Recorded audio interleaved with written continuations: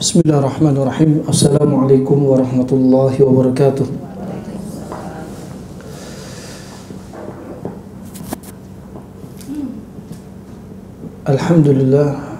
Alhamdulillah wassalatu wassalamu ala nabiyyina Muhammadin sallallahu alaihi wa ala alihi wa ashabihi ajma'in. Amma ba'du. Alhamdulillah,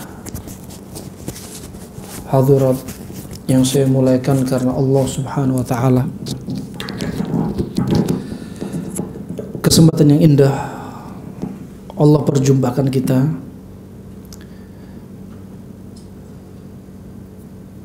di tanggal 15 Safar ini 1447 Hijriah di rumah Bu Karlita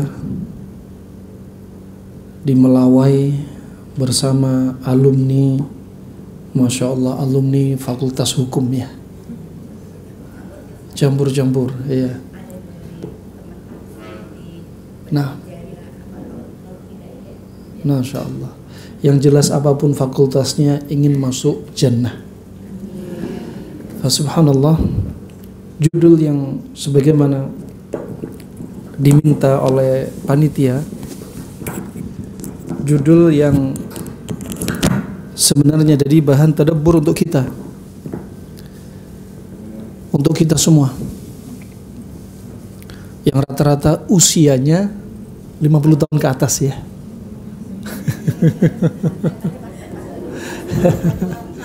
Masya Allah. Tapi Anda ingat, usia 50 tahun ke atas Anda jangan bilang maklum sudah faktor U, maklum sudah udzur, jangan. Anda harus semangat karena ucapan Anda maklum, Anda minta udzur terus, itu sudah melemahkan diri Anda. Anda lihat Nabi hijrah ke Madinah usianya berapa? 53 tahun. Nabi, permisi, ini kata-kata yang sensitif tapi Anda harus terima ini.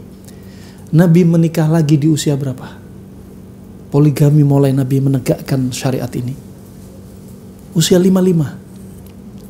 Nabi mulai perang Badar di usia berapa? 2 tahun setelah hijrah, berarti usia berapa? 55. 1 tahun kemudian lanjut perang Uhud. 27 kali Nabi berperang di sisa umurnya menurut kitab Tabaqat Ibn Sa'ad. Ketika Nabi sering salat malam mulai di Madinah, salat malam yang dibaca Nabi, apa surat yang dibaca ibu-ibu? Surat Al-Baqarah dan Al-Imran. Anda yang dibaca tadi malam salat surat apa? Itu pun sudah pakai kursi. Ditanyai anak-anak, ditanyai cucu, kenapa? Maklum nak, sudah faktor U, cairan sendi sudah kering, kena asam urat. Nah, Nabi sholat sampai kedua kakinya bengkak, sampai kedua kakinya pecah-pecah. Nah, subhanallah, kalau Anda lihat seperti ini, Anda jangan bilang lagi maklum, enggak, semangat. Dan kita hendak membahas satu pembahasan yang sangat penting untuk kita. Di atas usia 40 tahun, di atas usia 50 tahun, jangan lagi Anda cuma sibuk urusan rumah tangga. Yang sibuk direnov dapurnya, yang sibuk bikin tingkat lagi, yang sibuk tengkar suami istri, baper-baperan, yang sibuk urusan anak dan cucu. Saat Anda usia 50 tahun ke atas, Anda harus fokus, wakafkan usia Anda untuk Allah. Harta Anda, umur Anda, jangan main baper. Udah tengkar terus dari dulu. Dan terus kalau Anda wafat, ditanya apa yang sudah ada Anda persembahkan untuk Islam. Belum sempat ya Allah, ini ya Allah, suami bikin masalah terus ya Allah. Habis masalah untuk rumah tangga. Nah, akhirnya apa? Banyak pintu kebaikan tertutup. Harta juga habis untuk urusan memperbaiki rumahnya sendiri. Maka kita bahas dalam pertemuan kali ini dengan tema jadikan rumahmu sehat fisik, sehat psikis. Semoga menjadi bahan tadabbur yang dalam. Semoga bisa juga menjadi evaluasi bagi kita. Betul-betul hakikat evaluasi. Kitab yang ada di hadapan kami, kitab Zadul Ma'ad fi Hadi Khairil Ibad, kita bahas dari sisi fisik seperti apa, nanti kita tambahkan dari sisi psikis, kita tambahkan dari sisi Islam, bagaimana melihat sudut pandang keluarga kita, rumah kita, dari fisik dan psikisnya. Perlu diketahui bahwasanya perkara amrul maskan, tempat tinggal, itu juga kita harus telaah. Kalau kita mengetahui perjalanan hidup Nabi SAW di muka bumi ini, di dunia, yang usia beliau hanya 63 tahun, 63 tahun, tapi dipenuhi dengan pelajaran yang kita mengambil pelajaran dari beliau, dari kita lahir sampai kita wafat, tidak habis-habis itu ilmu. Nabi menjadikan hidup di muka bumi ini hanya sebagai apa?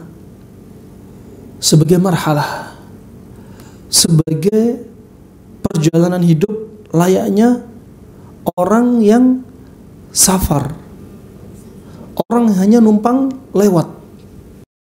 Katakan kita seperti melewati apa? Kita seperti melewati jembatan. Dari kita akhir sampai kita lahir, sampai dari kita wafat, sampai kita wafat, maka seperti apa? Kita melewati ujung jembatan sampai ujung jembatan. Itulah kehidupan kita. Yang namanya lewat jembatan, maka jangan jadikan jembatan tersebut tempat Anda membangun bangunan, tempat Anda membangun kemah, yang akhirnya jembatan tersebut akan mengganggu orang-orang yang berlalu lalang. Nah, ini hakikatnya. Kita numpang lewat. Dan ini juga peringatan diantaranya, kalau Anda perhatikan Nabi SAW di Madinah, di situ ada 9 kamar, karena istri yang tersisa 9. Istri yang tersisa 9. Dan Anda perhatikan, Nabi meletakkan istri-istrinya nggak berjauhan. Dan di situ bakal mendapat syariat ini bakal sempurna, keadilan didapat, tempat, nafkah, bermalam, pakaian, keadilan didapat.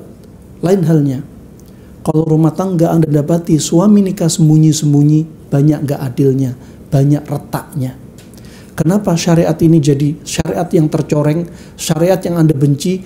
Karena pelaku-pelakunya gak tahu syarat-syarat mendatangi syariat yang berat ini. Gak mungkin syariat dijadikan oleh Allah untuk keburukan hambanya, justru untuk kebaikan. Kenapa Anda melihat buruk? Karena di sana Anda melihat contoh-contoh yang buruk. Terjadilah ya istilah-istilah pelakor, selingkuh, dan lain sebagainya. Dan pelakunya, kenapa saya bahas? Karena banyak sekali ibu-ibu yang sakit gara-gara suaminya poligami.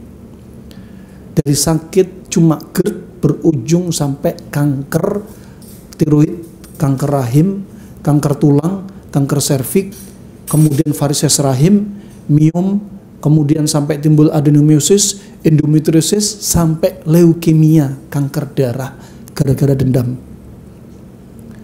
Kenapa? Sebenarnya suaminya salah. Salahnya kenapa? Dia nggak punya ilmu.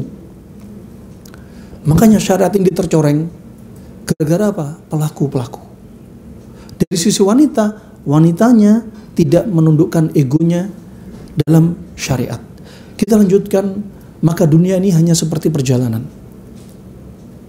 Ketika pernah Nabi SAW mendapati para istrinya menuntut menginginkan dunia, maka Nabi marah. Nabi sampai keluar dari rumah dalam keadaan marah, dan Nabi tidak ingin istrinya yang paling muda, Aisyah, terjerumus dalam fitnah dunia. Nabi tidak ingin istri-istri yang lainnya, Nabi tidak ingin. Nabi keluar rumah dalam keadaan marah, dan sampai turunlah surat Al-Ahzab ayat 28 yang Allah berfirman, ya ayyuhan nabiyyu qul li azwajika in kuntunna turidna al-hayata ad-dunya wa zinataha fata'alayna umatti'kunna wa usarrihkunna sarahan jamila. Turun ayat ini disampaikan, dikumpulkan semua istri Nabi. Nabi menyampaikan firman Allah ini untuk mengingatkan istri-istrinya. Hai Nabi, katakanlah kepada istri-istrimu, jika kamu sekalian menginginkan kehidupan dunia dan perhiasannya, maka kesinilah, supaya kuberikan kepadamu mut'ah, kuberikan harta yang banyak, perhiasan yang banyak. Tapi apa? Setelah itu apa kata Nabi? Perintah dari Allah, aku ceraikan kamu dengan cara yang baik. Coba bayangkan. Coba kalau ibu-ibu, ya, ada bapak-bapak suami ngomong kayak gini ke ibu-ibu, hei istriku, kalau kau pengen dunia, tak kasih kamu dunia, setelah itu cerai, aku cari istri yang lain. Gimana menurut ibu-ibu? Nggak mau, tak? Ya, ceraikan aja, nggak apa-apa deh, aku juga cari suami yang lain. Nah, tapi kalau suaminya Nabi, bakal nyesel dia. Ini pelajaran. Dan Anda juga di sini juga nggak boleh nuntut kepada suami tuntutan dunia yang suami nggak mampu. Suami kerja ala kadar, dan di Jabodetabek ini cobaan melihat tetangganya rumahnya megah, rumahnya mewah, mobilnya nambah. Yang tetangga yang lainnya atau teman komunitasnya biasanya apa? Nular penyakit ini, kemudian bakal suaminya dituntut agar dia seperti tetangganya. Ini termasuk penyakit. Dan angka perceraian tertinggi menurut angka statistik Kementerian Agama pada tahun 2020, ranking 1 dari Sabang sampai Merauke, angka perceraian tertinggi berada di Jawa Barat. Dalam satu tahunnya 98.000 angka perceraian. 78.000-nya ibu-ibu yang minta cerai. 20.000-nya laki-laki yang menceraikan istrinya. Anda tadaburi. Makanya Nabi sudah mengingatkan kepada kaum wanita, man talabat talaq min ghairi kunhu lam yarah raihatal jannah. Barang siapa minta cerai tanpa alasan syar'i, maka wanita tersebut gak bisa mencium bau surga. Padahal jarak surga bisa dicium dari jarak 40 tahun. Minta cerai, padahal suaminya saleh, suaminya nggak mabuk, suaminya nggak zina, suaminya nggak pernah mukul dia, suaminya nggak pernah meninggalkan sholat, suaminya bukan laki-laki musyrik, suaminya bukan laki-laki salehah yang melambai, ya, atau yang terong ketemu terong, bukan. Kalau suaminya menyelisih syariat, silakan. Suami zina, Anda minta cerai, itu haknya Anda nggak dosa. Tapi kalau suami melakukan amal saleh, Anda minta cerai, maka yang demikian bisa menyebabkan Anda nggak bisa mencium bau surga. Ini makanya ego ditundukkan. Kita hidup di muka bumi, wanita laki-laki itu ada 4 jenis tipenya. Panas lembab, panas kering, dingin lembab, dingin kering. Orang yang panas lembab egonya bakal tinggi.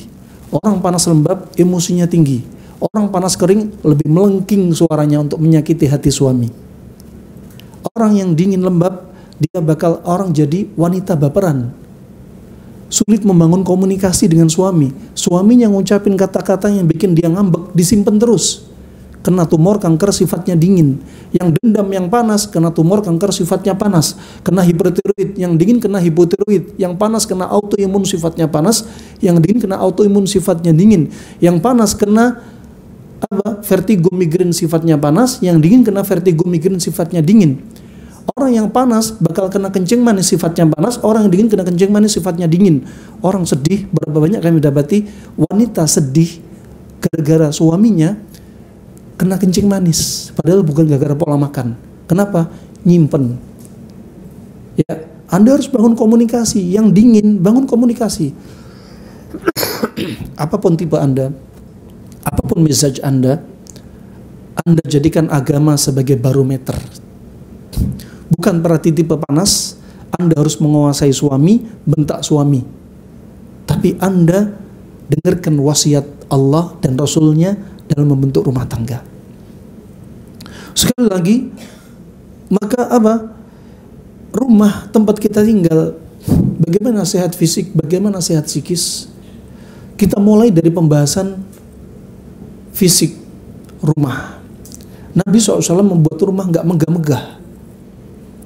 Ya, padahal Nabi kalau mau dengan harta rampasan perang, ghanimah, emas, barang-barang perak, perdagangan orang-orang musuh-musuh Allah, kalau Nabi mau ghanimah ini bisa dijadikan bikin rumah istana untuk Nabi, tapi Nabi nggak mau pilih yang itu. Dan Nabi juga pernah ketika awal-awal diutus sebagai seorang Nabi, Nabi ditawarkan apa? Minuman, satunya khamr yang memabukkan, satunya minuman susu. Nabi lebih memilih susu yang lebih selamat. Juga Nabi pernah ditawarkan ketika orang-orang dari Taif pertama kali dakwah, Nabi keluar setelah 10 tahun menjadi seorang Nabi. Pertama kali Nabi keluar dari Mekah ke Taif, dia pikir dakwah beliau diterima, ternyata justru dilempari batu, ditolak dakwah beliau. Sampai malaikat datang di perjalanan, ternyata Nabi bukan mengislamkan orang Taif, ternyata ketemu orang-orang Nasrani, yang orang Nasrani masuk Islam di tengah perjalanan Nabi pulang dari Taif ke Mekah. Dan malaikat menawarkan, gimana kalau mereka ini ditimpakan gunung besar. Tapi Nabi menolak. Lebih pilih Nabi pilih rahmah. Barangkali dari turunan mereka bakal muncul orang-orang yang beriman. Ternyata benar, sabarnya Nabi muncul orang beriman. Ketika Nabi ditawarkan ini dan itu, pilihnya Nabi lihat yang sederhana. Ketika sebelum wafatnya Nabi ditawarkan malaikat Jibril, ditawarkan umurnya panjang atau ketemu dengan Ar-Rafiqul A'la. Nabi nggak pilih tambah umur, tapi Nabi lebih pilih berjumpa dengan Ar-Rafiqul A'la. Dicabutlah nyawanya Nabi SAW. Fa'inna rahimahumullah jami'an, hidup di dunia hanya sementara. Nah, Anda perhatikan dari bahan tadabbur sini, di antaranya sebagaimana dikatakan, kun fid dunya ka'annaka gharibun au abiris sabil. Jadilah Anda hidup di muka bumi ini seperti orang asing, atau seperti orang yang katakan numpang lewat sebentar saja. Ya. Juga di antaranya dalam hadis disebutkan riwayat Tirmidzi dan yang selainnya, mali walid dunya ma ana fid dunya illa gharakibin istadalla tahta syajaratin thumma raha tawatarakaha. Jadi permisalan aku dengan dunia, kata Nabi SAW, seperti aku ini di dunia seperti yang menunggang tunggangan, hewan tunggangan, kemudian berteduh di bawah pohon, kemudian pergi dan meninggalkan pohon tersebut. Itu permisalannya. Kita hidup hanya sebentar, bukan untuk bangun istana, tapi hidup hanya sebentar. Mengingat hidup hanya sebentar ini, teringat hadis Nabi mengingatkan kaum wanita. Karena kajian ini yang hadir rata-rata kaum wanita, maka sengaja kita bahas kaum wanita. Dan Nabi lebih sering menasihati kaum wanita dibanding kaum pria. Kenapa? Karena kaum wanita mayoritasnya penghuni neraka. Nabi nggak ingin umatnya dari kaum wanita jadi mayoritas. Lihat setelah khutbah Idul Fitr, Idul Adha, Nabi berjalan ke belakang ke safnya wanita, menasihati kaum wanita. Di antaranya mengingat nasihat kaum wanita, teringat dengan umur. Anda perhatikan, umur suami Anda bakal lebih pendek daripada umur Anda. Dominan kaum laki-laki usianya lebih pendek. Anda perhatikan Nabi SAW bersabda ketika disampaikan ada seorang wanita yang wanita ini menyakiti suaminya dengan lisannya, dengan matanya, dengan tangannya. Ya, kemudian Nabi menyebutkan hadis, menyebutkan bagaimana bidadari di langit ketika melihat si istri menyakiti suaminya. Si bidadari berkata, qatalakillah. Si bidadari berdoa, semoga Allah perangi kamu wahai istri di dunia. Fa innahu dakhilun. Sesungguhnya suami kamu itu hanya seperti tamu. Namanya tamu, ketok pintu, dikasih makan, dikasih minum, numpang kamar mandi, pamit. Itu suami Anda. Yushiku ayufariqaki ilaina. Sebentar lagi suami kamu akan berjumpa dengan kami, para bidadari. Anda perhatikan, wanita ini apa? Kal qawarir, seperti gelas-gelas kaca. Ya, hatinya lemah, fisiknya lemah. Disebutkan Nabi SAW, wanita ini khuliqat min dhil', dicipta dari tulang rusuk, makanya banyak bengkoknya. Ya, makanya laki-laki diperintah sabar dengan wanita, dengan nikmatnya yang ada pada diri wanita, tapi bengkoknya ada di situ, dan bengkok bertingkat-tingkat, dari bengkok paling bawah sampai bengkok paling klavikula paling atas. Yang paling bawah lebih lembek, semakin ke atas semakin keras, semakin klavikula semakin keras. Demikian wanita, ada yang keras kepalanya nggak terlalu, justru dia lembut. Ada yang paling keras, wanita paling keras kepala, nggak bisa dinasehatin. Tapi laki-laki walaupun dapat istri keras kepala, harus banyak bersyukur. Kenapa? Mending dari tulang klavikula. Coba kalau tulang betis, benjol suami Anda semua nanti. Makanya banyak bersyukur. Makanya rahmatullah jami'an, fa subhanallah, Anda perhatikan juga disebutkan Nabi, wanita ini apa? Naqs akal waddin, agama dan akalnya lemah. Anda lihat kaum lelaki kalau dibentak, dimarahin, diomelin, dia lebih banyak diemnya. Tapi diemnya dia bakal nyimpen. Bisa jadi diemnya dia bakal makar kepada Anda. Anda semakin berani kepada suami, Anda meletakkan diri Anda sebagai pemimpin di rumah, bahkan menundukkan suami. Disitulah Anda awal membuka front peperangan rumah tangga. Rumah itu jadi rumah yang gak jadi baiti jannati, rumahku surgaku. Jadinya apa? Baiti jahannami. Jadinya tengkar terus. Kalau tengkar terus, setan bakal masuk di rumah Anda. Semakin memperparah kondisi hubungan rumah tangga Anda, sampai ujungnya Anda bisa, na'udzubillah, jangan sampai cerai. Dan ini laporan yang paling ditunggu iblis dari pasukannya. Kemudian, kalau kita perhatikan, kita bahas masalah fisik terlebih dahulu. Ya, dibahas oleh Ibnu Qayyim rahimahullah ta'ala, bahwasanya kalau kita lihat sirah Nabi SAW dan kehidupan Nabi SAW, dan termasuk petunjuk beliau, maka cukuplah rumah Nabi itu sebagai contoh. Sebagai contoh bagaimana kita menghidupkan, membangun rumah. Ini yang terbaik. Nah, kalau kita perhatikan sebagai pembahasan Ibnu Qayyim rahimahullah ta'ala, lihat bagaimana tingginya rumahnya Nabi, nggak terlalu tinggi. Bagaimana bangunan-bangunannya, nggak banyak perhiasan. Bagaimana luasnya, nggak terlalu luas, minimalis banget. Dan padahal kita katakan sekali lagi, Nabi kalau dapat harta ghanimah bisa aja bikin istana, tapi nggak digunakan untuk mempermewah rumah, tapi untuk apa? Untuk Islam dan muslimin. Dan bahkan rumah Nabi SAW, kalau Anda tadabburi, rumah yang hanya seperti tempat untuk berlalu hidup di dunia, tetapi rumah tersebut cukup untuk apa? Melindungi dari panas dan dingin. Ini dari sisi fisik, rumah itu harus melindungi panas dan dingin. Untuk apa? Menjaga tubuh Anda, menjaga diri Anda. Dan yang kedua, rumah itu harus bisa menutup dari pandangan mata manusia. Dari pandangan mata manusia. Dan yang ketiga, rumah itu harus bisa mencegah dari masuknya hewan. Dari masuknya hewan. Anda sudah bisa melihat kira-kira apa yang biar hewan nggak bisa masuk. Ya jangan dibikin rumah yang plong.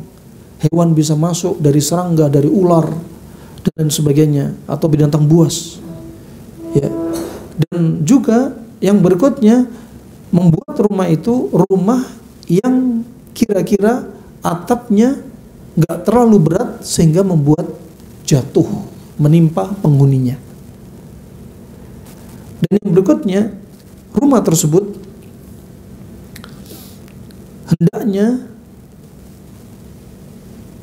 jangan jadikan tempat untuk hewan tinggal berkeliaran di dalamnya. Berkeliaran di dalamnya. Makanya kalau kita lihat rumah minimalis itu lebih penting. Kenapa? Karena lebih manfaat. Kalau Anda punya rumah besar tapi penduduknya padat, silahkan. Keluarganya padat, silahkan. Tapi kalau anda cuma beberapa orang, banyak kamar kosong, apa yang terjadi? Kamar kosong bakal jadi tempat hewan dan bakal jadi tempat jin, setan. Ya, makanya sering diantaranya orang yang punya rumah tingkat, tapi anak-anak sudah pada keluar, udah rumah tangga sendiri, di atap ada yang rame, lari-lari, jalan-jalan, lihat CCTV macam-macam, ada yang gerak sendiri dan lain sebagainya. Ya, belum hewannya. Kemudian rumah tersebut adalah rumah yang aman dari hawa. Jangan sampai rumahnya gampang terhembus oleh angin. Apalagi di padang pasir. Ya, maka rumah itu harus bagaimana caranya kokoh, gak gampang terhempas oleh angin. Sehingga apa? Rumah-rumah mereka juga nggak terlalu tinggi. Rumah mereka pun nggak terlalu tinggi. Karena rumah terlalu tinggi, anginnya semakin kencang. Sedangkan di masa silam, rumah mereka sederhana banget. Berikutnya,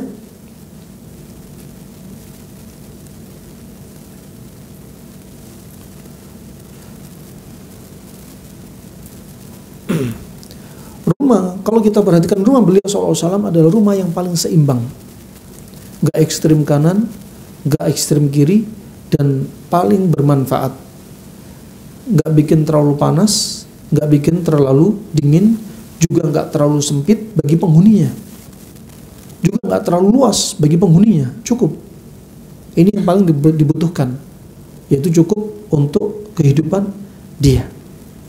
Ya. Juga apa? Jangan jadikan rumah itu sesuatu yang sia-sia, imma bangunan yang berlebihan, imma tanah halaman yang terlalu luas tapi nggak ada manfaatnya, nggak ada faedah, ya, sehingga bakal menjadi apa? Gangguan-gangguan dari hewan ataupun kaum jin. Dan juga diantaranya disebutkan oleh beliau, jangan sampai rumah tersebut ada al-mirhat atau toilet yang sampai aromanya nyebar di dalam rumah, mengganggu. Makanya kalau zaman dulu toiletnya seringnya di luar rumah. Kalau zaman sekarang toilet di dalam rumah bisa ada exhaust-nya, kemudian ada pintunya yang rapat. Dan ingat, toilet kalau di dalam kamar Anda hendaknya sering ditutup, mirhat yang ada tutupnya. Atau kalau yang WC jongkok, ya, pintunya hendaknya ditutup. Kenapa? Karena di situ tempat tinggal syayatin, tempat mereka sembunyi. Dan seandainya itu ada di kamar Anda, kamar mandi kebuka, ngemplong itu toilet, ya, bisa jadi Anda jadi apa? Sekitaran kamar Anda diganggu oleh kaum syayatin yang tinggal di toilet. Nah, belum lagi kadang hewan-hewan juga kadang masuk lewat lubang-lubang. Banyak yang viral Anda lihat tiba-tiba ular dari lubang toilet. Ya, ini betul-betul petunjuk kehidupan Nabi SAW yang dibahas oleh Ibnu Qayyim. Ya, jadi apa? Jadi rujukan kita. Dan Rumahnya Nabi SAW disebutkan Ibnu Qayyim dipenuhi dengan apa? Aroma yang wangi, enak. Anda jangan sampai nggak suka dengan wewangian. Ruh yang baik, kata Ibnu Qayyim, bakal memilih wewangian. Ada seorang istri paling suka bau keringat suami, katanya. Nggak suka wewangian. Ini istri baru diruqyah ini. Nah, ruh yang thayyibah, ruh yang baik, dia bakal suka dengan wewangian. Begitu pula para malaikat. Sebaliknya roh yang jelek bakal suka dengan bau yang busuk. Demikian pula kaum jin. Bahkan Nabi SAW bersabda, kata beliau SAW, ahabbu ilayya dunyakum at-thib wan nisa. Yang paling kucintai dari urusan dunia kalian adalah wanita dan wewangian. Wewangian macam-macam. Bisa spray, Anda semprotkan ke tubuh Anda, pakaian Anda, keranjang, atau pakai bukhur, asap, atau Anda bisa pasang yang berapa menit sekali bisa nyemprot spray tersebut, atau Anda bisa pakai kayu yang wangi, ya, dan lain sebagainya, atau bunga. Dan roh yang baik bakal suka dengan wangian, termasuk akan berdampak kepada psikis Anda sebagai aromaterapi. Jadi suami baru pulang kerja dapat aroma wangi, rileks. Apalagi melihat istri yang endang, enak dipandang. Bahkan ini sunnah. Termasuk wanita salihah adalah apa? Sarathu idza nadhar ilaiha. Menyenangkan laki-laki kalau laki-laki itu melihat istrinya. Istrinya mendapati suaminya baru pulang kantor berdandan, masak berdandan, bersolek-molek, termasuk mengenakan wangian, rambutnya juga dikasih minyak-minyak untuk memperkilat rambutnya. Anda jangan sampai meremehkan rambut. Anda merawat rambut itu dapat pahala. Nabi SAW, man kana lahu sya'r falyukrim sya'rahu. Barang siapa punya rambut, maka muliakan rambutnya. Dengan apa? Disampuin, dikasih vitamin, ya, dipijit kulit kepalanya, dikasih nutrisi untuk rambut, termasuk minyak zaitun. Termasuk minyak zaitun dianjurkan Nabi, termasuk dianjurkan oleh Nabi untuk apa? Untuk dimakan dan apa? Wadahinu biha, dan gunakan untuk minyak. Ima untuk kulit kering pakai minyak zaitun, atau bisa untuk rambut kepala. Termasuk kaum lelaki juga, jenggot ini juga harus dijaga karena termasuk rambut, pakai minyak zaitun. Ya, ini diantaranya. Kalau kita contoh, maka wewangian itu juga penting. Membuat rumah. Jadi rumah yang sehat itu nggak harus rumahnya luas. Rumah luas bakal kerasa sempit gara-gara penghuninya. Kalau rumah itu seperti baiti jahannami, rumahku seperti neraka jahanam, luasnya kayak apapun bakal sempit. Demikian pula seandainya rumah itu luas, wanitanya cantik, kalau nggak disertai akhlak, nggak akan ada cantik-cantiknya di hadapan laki-laki manapun. Sebaliknya, laki-laki melihat suaminya juga demikian. Karena hakikatnya itu tenangnya hati. Berapa banyak orang rumah luas, istrinya bunuh diri. Suaminya lebih sering kabur dan touring keluar rumah. Maunya nggak pulang ke rumah. Jadi apa? Touring jadi pelampiasan melarikan diri dari rumah tangga. Padahal rumahnya luas, mobil banyak. Jadi hakikatnya rumah luas ketika dada itu lebar dan luas. Berapa banyak orang yang rumahnya RSSS, tapi apa? Suami istrinya punya anak banyak, tapi apa? Dipenuhi dengan senyuman, kebahagiaan. Kenapa? Syukurnya mereka kepada Allah, tenangnya hati mereka. Barometernya bukan masalah luas dan sempitnya rumah, barometernya adalah bagaimana mereka ya memegang qala Allah dan qala Rasulullah dalam berumah tangga, hidup di rumah. Kemudian juga di rumah Anda perhatikan juga perlu ada tahwiyah, ada jendela, keluar masuk hawa, keluar masuk hawa, ya, sehingga aromanya enak, ya, aromanya enak. Tetapi apa?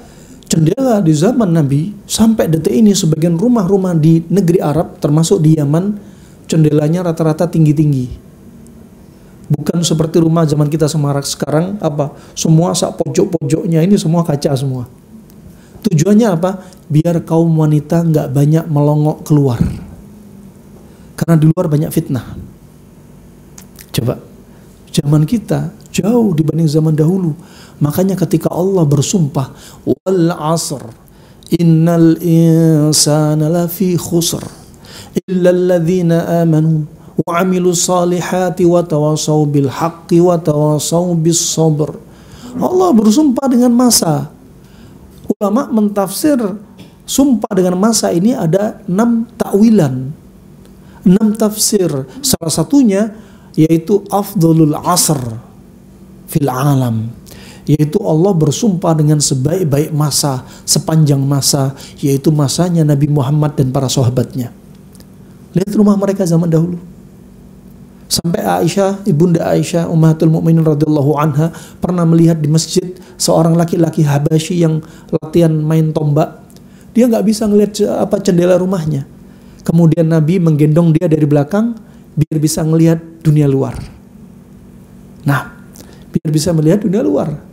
Dan Nabi sambil menggendongnya, pipinya Nabi diletakkan di pipinya ibunda Aisyah, digesek-gesekkan. Itu mesranya Nabi. Nabi kalau minum dengan istrinya, terutama istri yang tersayangnya, Aisyah radhiyallahu anha, Anda jangan bilang kenapa Nabi nggak adil, kenapa paling dicintai Aisyah, kenapa meninggalnya di kamarnya Aisyah, harusnya kamarnya Saudah bintu Zam'ah, kenapa air ludah terakhir masuk ke bibirnya Nabi pakai siwak, itu bibirnya Aisyah. Karena Nabi paling suka sama Aisyah radhiyallahu anha. Anda jangan bilang nikah poligami itu harus adil hati, kamu nggak akan bisa adil wahai suamiku. Iya, kalau namanya adil hati mustahil, karena hati itu ada di jari jemari Allah Subhanahu wa taala, dibolak-balikkan. Adil maksudnya adil tempat tinggal, adil pakaian, adil nafkah, adil bermalam. Itu maksudnya. Kalau adil hati nggak bisa. Rasulullah lebih memilih Aisyah, sampai ketika Rasulullah hendak minum dengan Aisyah radhiyallahu anha, ibunda Aisyah, diputar mana bekas bibirnya Aisyah. Setelah pas bekas bibirnya, dipaskan bibir Rasulullah diminum. Coba, pernah nggak suami Anda seperti itu? Nah, enggak, Tat. Ngomong cinta aja berat, gengsi, Tat, katanya. Anda bayangin ketika suami Anda hendak keluar rumah, ini masalah psikis, bangun psikis ini. Ketika suami Anda mau keluar rumah, Rasulullah kalau mau keluar ke masjid, padahal masjid Nabi dengan rumahnya deket banget, mepet. Tapi apa yang dilakukan Nabi? Berciuman dengan istrinya. Pernah nggak suami Anda nyium Anda, suami mau ke masjid? Buru-buru, Tat, mau touring aja nggak dicium, Tat. Mau safar aja nggak dicium, cium. Mau ke masjid yang sehari 5 waktu, cium-ciuman. Dan Nabi mau masuk rumah, Nabi menggosok giginya, bersiwak. Anda jangan bayangin siwak itu seperti nasihat dokter gigi sehari 2 kali. Caranya seperti ini dan seperti itu. Kalau kita lihat cara siwaknya Nabi bangun dari tidur mau sholat malam siwak, mau wudhu siwak, mau sholat siwak, kemudian mau masuk rumah bersiwak, mau baca Al-Quran bersiwak. Kalau dalil khusus masuk masjid nggak ada, tapi dianjurin bersiwak. Mungkin bisa jadi 15 kali, 20 kali Nabi bersiwak. Bukan hanya giginya, lidahnya juga disiwak. Nabi mau masuk rumah, karena apa? Akan mencium istrinya, juga bersiwak. Pernah nggak suami masuk rumah mencium Anda? Hidupkan. Juga Nabi sangat tahu kondisi hati istrinya. Kapan istrinya sedang happy dengan Nabi, kapan istrinya sedang marahan sama Nabi. Pernah waktu itu Aisyah, ibunda Aisyah radhiyallahu anha sedang membersihkan rumah, dan Nabi berkata, "Ya Aisyah, aku tahu kapan engkau sedang cinta denganku, kapan engkau sedang marah denganku." "Kapan ya Rasulullah?" "Kalau kau suatu saat bersumpah, wa rabba Ibrahim, demi Rabbnya Nabi Ibrahim, berarti kau sedang marahan sama aku. Tapi ketika engkau bersumpah, wahai istriku, wa rabba Muhammadin, demi Rabbnya Nabi Muhammad, kau sebut dalam sumpah namaku, wa rabba, demi Rabbnya Nabi Muhammad, ini boleh, ya, maka engkau sedang cinta dengan diriku." Ini harus tahu. Nah, bapak-bapak, suami-suami harusnya juga harus tahu kapan ibu-ibu sedang marahan, di rumah marahan. Si bapak tanya lagi perjalanan pulang kantor, pulang dari touring, traveling, chatting, "Ya sayang, aku sebentar lagi sampai, I'm closer, gitu kan. Dijawab sama istrinya, biasanya kalau jawab panjang, oh babe, my honey, gitu kan jawabannya. Kali ini aku siapkan makanan untuk kamu terenak. Aku belanja di sana, belikan ini dan itu. Aku bikin masakan ini dan itu. Pokoknya lengkap untuk kamu. Kamu pulang, mandi dulu, siap makan. Aku servis dirimu. Ini tiba-tiba istrinya jawabannya jutek. Masa apa sayang? Jawabannya SRRY AQGA MSK SLKN MKN DWRTG. Sorry mas, aku nggak masak, silakan makan di warteg. Ini berarti istri lagi bermasalah.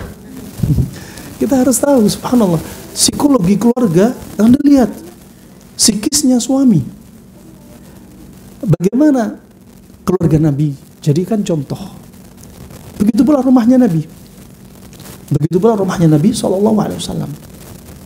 Juga kalau kita lihat rumah tangga Nabi SAW, kalau lihat sehat psikis, kita tahu kan, wanita itu ahli sejarah.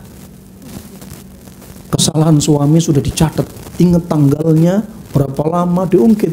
Itu yang bikin Anda sering sakit.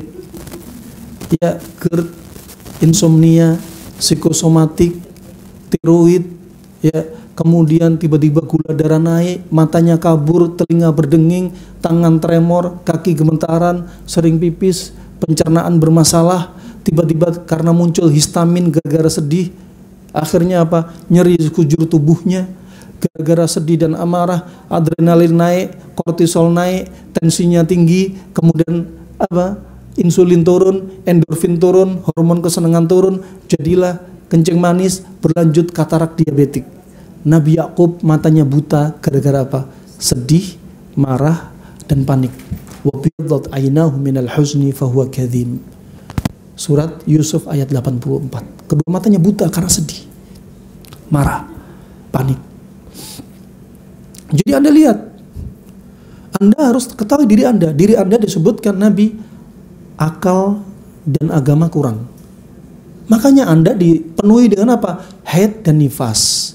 Kalau haid dan nifas, Anda jarang baca Al-Quran, jarang sholat, nggak melayani suami, Anda nggak puasa, setan lebih dekat kepada Anda. Masih disebutkan Anda kalkawarir, seperti gelas-gelas kaca. Masih disebutkan Anda dari tulang rusuk. Nah, subhanallah, maka suami juga harus sebenarnya mempelajari apa konsep dasarnya wanita. Lihat Nabi SAW, Nabi tahu wanita, Nabi tahu membagaimanakan istri. Ketika ibunda Aisyah radhiallahu anha bertengkar di hadapan Nabi, coba, Ummahatul Mukminin tengkar dengan manusia yang terbaik dari zaman Adam sampai hari kiamat, bertengkar. Demikian Umar bin Khattab, kalau istrinya tengkar sampai keluar rumah suaranya, sampai teman-temannya, sahabatnya berkata, ya Umar, padahal kau kalau lewat gang, setan lewat gang lain, ini kok istri kamu ini suaranya diangkat. Nah, Fa Umar ingat, kalau ada kejelekan istri, jangan lupakan kebaikan yang lainnya. Ini barometer untuk mengingatkan suami. La yaqrah mu'minun mu'mina in kariha minha khuluqan rudhiya minha akhar. Wahai kaum suami, jangan sampai kau membenci wanita, istrimu, gara-gara satu akhlak istrimu yang buruk, kemudian kau lupakan yang lainnya. Ini mengingatkan suami. Kita lihat Nabi SAW. Dan memang, Anda kalau mungkin ngangkat suara di depan suami, siapa yang pernah ngangkat suara tengkar di depan suami? Gak usah angkat tangan. Ya. Kenapa? Ibunda Aisyah aja pernah. Istri Umar bin Khattab pernah. Akhirnya Anda jangan bilang jadikan dalil untuk Anda sering tengkar sama suami. Pernah diangkat suaranya, suaranya keluar rumah. Apakah Nabi menjawab, wahai istriku, aku adalah suamimu, kau anak kemarin sore? Apakah Nabi bilang, aku adalah pemimpin ar-rijal qawwamuna 'alan nisa? Enggak. Aku adalah sudah dijamin masuk surga? Enggak. Tapi Nabi justru mengalah, itulah suami Anda. Kalau Anda tengkar di hadapan suami, lihat, suami Anda bakal jalur diam dan tenang. Enggak juga, suami Anda enggak itu. Iya, suami Anda sedang ada masalah. Bisa jadi ada jin nasab bakal parah. Anda tadaburi, Apalagi laki-laki yang lembut, dingin, tiba-tiba emosinya labil, ketahuilah ini laki-laki yang perlu diruqyah, karena ada kemungkinan jin nasab.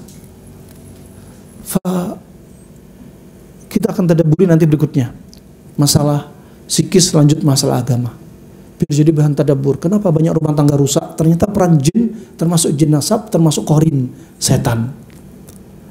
Banyak serangan untuk diri Anda. Makanya subhanallah, Anda perhatikan, ada nggak setan ikut KB? Nggak ada berita setan ikut KB. Tapi kita orang manusia banyak ikut KB. Setan umurnya panjang-panjang, bisa ribuan tahun, ratusan tahun. Ya, kita umurnya pendek-pendek. Jadi sudah nggak di KB, umurnya panjang. Yang nyerang Anda banyak banget. Jadi serangan untuk Anda ini bakal kuat. Fasubhanallah, Nabi SAW ketika Ibunda Aisyah Ummatul Mukminin mengangkat suaranya, apakah beliau balas? Mengangkat suara, apakah beliau balas, aku ini loh suamimu, kau harus sadar? Enggak. Tapi yang dikatakan Rasulullah SAW, khairul anam, sebaik-baik manusia, ya Aisyah, kalau memang masalah ini nggak beres. Lihat, wanita itu masalah kecil dibesar-besarin, masalah sudah lama diangkat-angkat lagi. Dan itulah wanita, itulah diri Anda. Saya sebelumnya nggak tahu hakikat bagaimana perasaan istri saya sebenarnya, kecuali apa? Setelah saya punya anak perempuan. Oh, ternyata memang ngambekkan ya.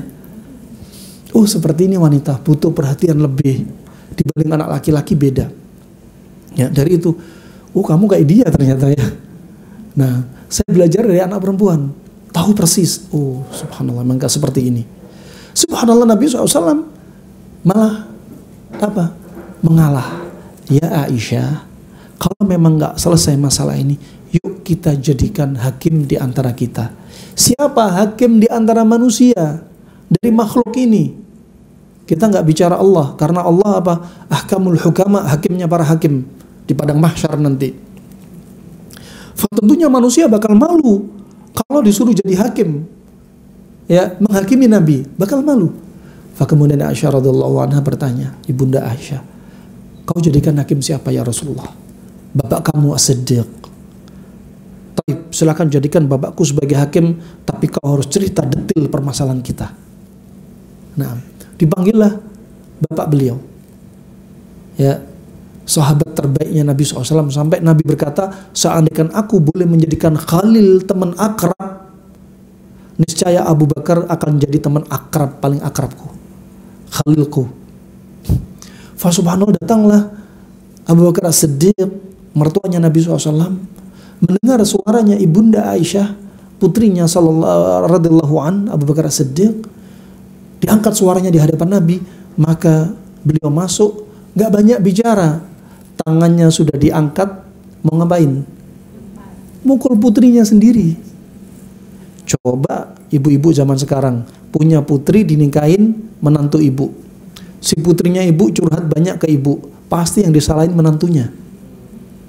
Ini anakku saja dulu kalau ada nyamuk gigit, ku pukul sampai lari kemana sampai dapet. Ini nyamuk gigit putriku, sampai ku kejar pakai raket listrik, ku pukul, ku semprot dia sampai mati. Ini suamiku nggak ikut besarin, nyakiti putriku. Coba Abu Bakar As-Siddiq, ya, datang sudah mau angkat tangannya, karena Rasulullah SAW maksum, dijauhkan dari dosa, kesalahan. Sudah ngincer putrinya, nggak banyak bicara. Kira-kira Ibunda Aisyah Ummatul Mukminin sembunyi di mana ibu-ibu? Di kolong, dapur, kamar mandi, kabur. Di belakang mana ibu? Di belakang Nabi SAW. Kok tahu bu? Masya Allah. Nah, jadi apa? Ibunda Aisyah sembunyi di belakang Nabi SAW. Abu Bakar ke kanan, Rasulullah menjulurkan tangannya ke kanan. Abu Bakar ke kiri, Rasulullah ke kiri. Terus gitu terus. Kemudian Rasulullah melihat ke belakang. Ya Aisyah, ini hakimnya aku apa bapakmu? Kemudian Aisyah tersenyum. Selesai, pudar sudah masalah. Coba pinternya Nabi. Laki-laki yang pinter bagaimana membuat wanita redam amarahnya. Istri yang pinter, istri yang tahu kodrat suaminya sebagai pemimpin. Nah, Wah subhanallah, Abu Bakar akhirnya keluar dalam keadaan dongkol, belum sukses mukul putrinya sendiri. Nggak lama kemudian Abu Bakar balik lagi, melihat kondisi menantunya dan putrinya. Izin masuk rumah, ketok pintu, masuk rumah, sudah melihat Rasulullah sama Ibunda Aisyah rambutnya sudah basah sambil makan anggur. Katanya, seandainya Abu Bakar berkata, kalian kalau tengkar panggil aku, kalau enak-enak kalian nggak panggil aku, kalau makan anggur. Sekarang Anda ada nggak di antara Anda yang pernah bertengkar sama suami bikin rambut basah? Ada nggak? Sorry Tat, harga diri Tat. Yang suaminya kabur ke kafe, yang istrinya ngunci di kamar, setan ketawa ngike. Nah, ini diantaranya bahan tadabbur kita. Berikutnya kita akan bahas setelah dari sisi fisik rumah. Kita ingin bahas tentang yaitu psikis, yaitu masalah psikis. Rumah ini katakan rumah yang kokoh, ya, rumah yang kokoh bakal hancur, atapnya bakal runtuh. Walaupun rumah Anda dicor, walaupun rumah Anda dikasih baja berlapis-lapis, akan runtuh.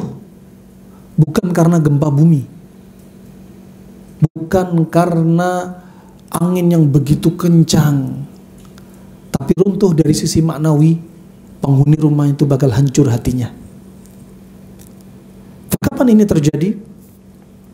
Pertama, Anda tadabburi surat yang dibaca tadi dari surat Ar-Rum ayat 21. Wa min ayatihi an khalaqalakum min anfusikum azwaja litaskunu ilaiha wa ja'ala bainakum mawaddatan wa rahmah inna fi dzalika laayatin liqaumin yatafakkarun. Dan termasuk tanda-tanda kekuasaan Allah, Allah menciptakan Anda dalam keadaan dari diri Anda sendiri. Artinya Anda manusia ya manusia. Azwaja, berpasangan, manusia sama manusia, laki sama perempuan. Itu hukum asalnya. Keluar dari hukum asal satu, laki-laki menikahi wanita jin. Ada kasus nyata. Laki-laki menikahi kaum jin, karena apa? Laki-lakinya pengen poligami, dilarang sama istrinya, nikah sama jin istri keduanya. Terjadi. Dan anaknya manusia biasa.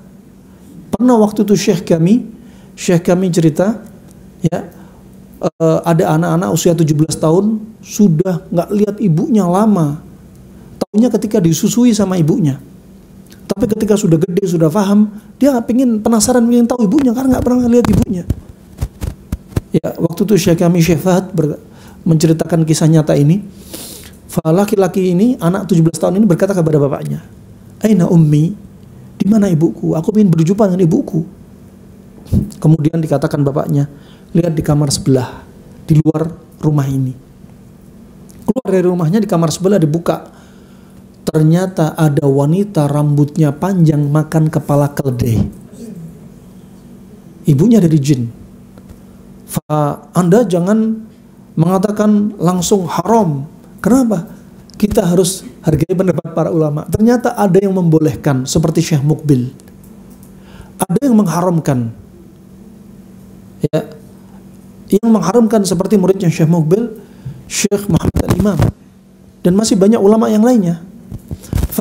Kenapa? Karena nggak ada dalil khusus melarang. Ya, kalau yang mengharamkan kenapa? Karena bukan dari spesies manusia. Yang kedua, jin bisa berubah dusta. Dia ketika berjumpa dengan suaminya dari manusia, dia bisa merubah wujudnya menjadi wanita yang sangat cantik, padahal nggak seperti itu.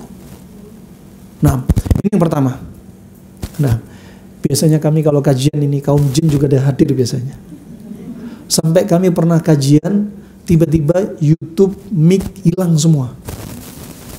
Kenapa? Kita bahas masalah hati, bahas masalah peran jin bagi rumah tangga Anda. Pernah ada kajian tentang ruqyah di ballroom, atapnya jatuh. Mereka sampai punya makar. Ada yang wanita atau laki-laki yang kadang mau berobat ke rumah kami. Mereka cerita untuk keluar dari rumah itu berat banget. Sampai ada yang dibikin kecelakaan di jalan. Ada yang sampai depan rumah langsung sendawa. Kebelet pipis, kebelet BAB, BAK.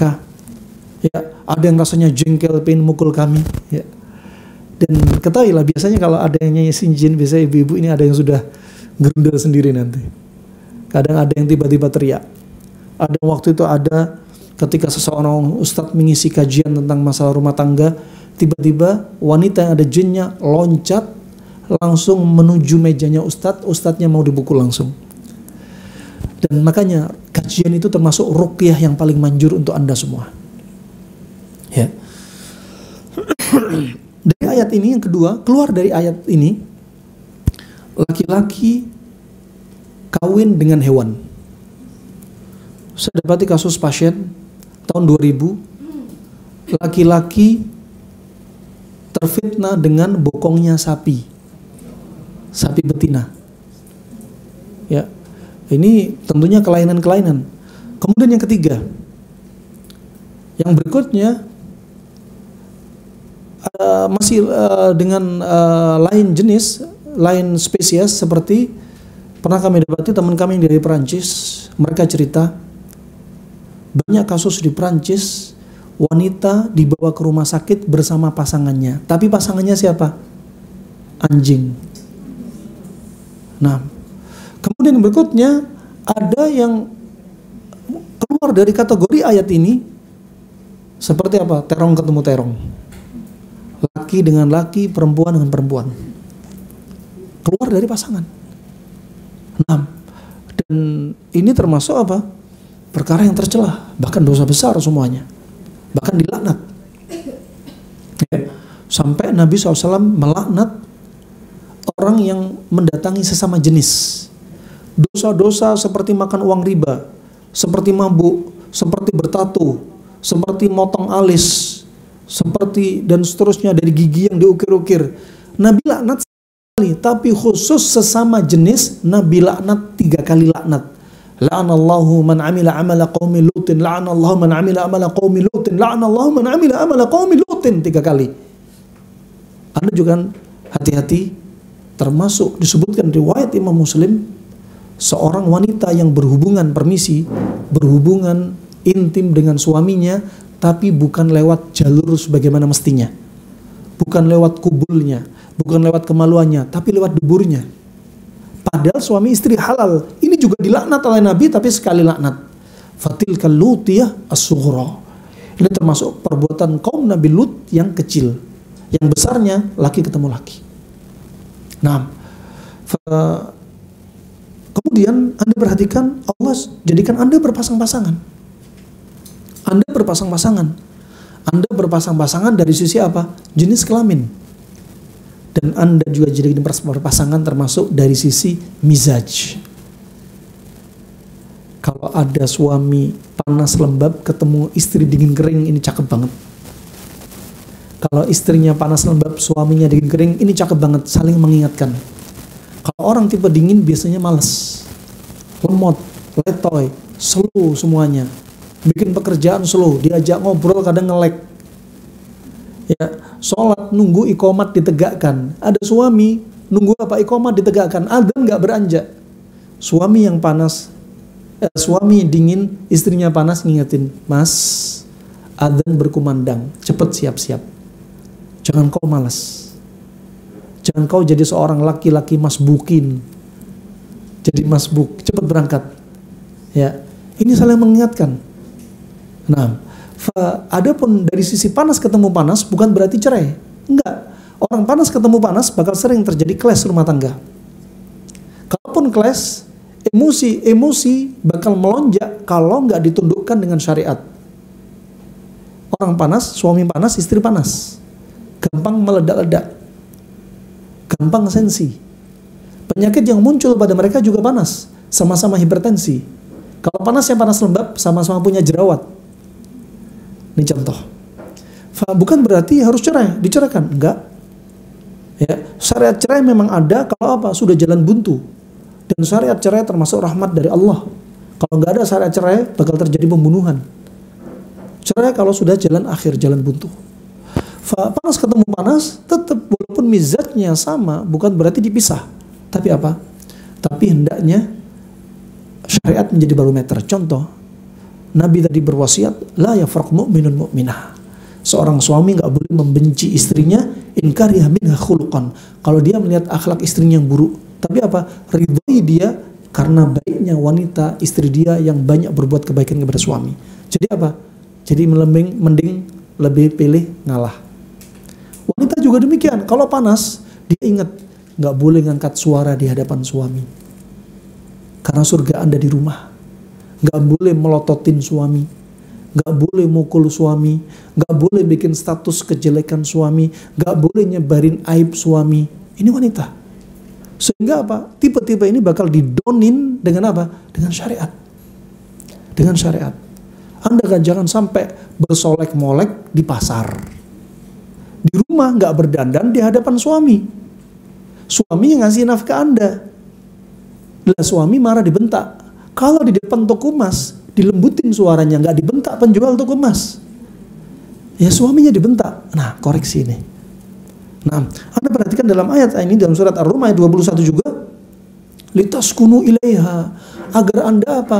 Rukun dan dipenuhi rasa cinta. Jadi atap rumah yang berat itu melindungi diri dia.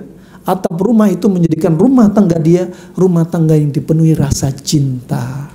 Allah tidak berfirman litaskunu ma'aha, karena kalau litaskunu ma'aha, orang ini suami istri bakal tinggal satu rumah, tapi apa? Gak ada rasa cinta. Hanya sejenis laki perempuan, ya, yaitu pasangan ini laki perempuan ini apa?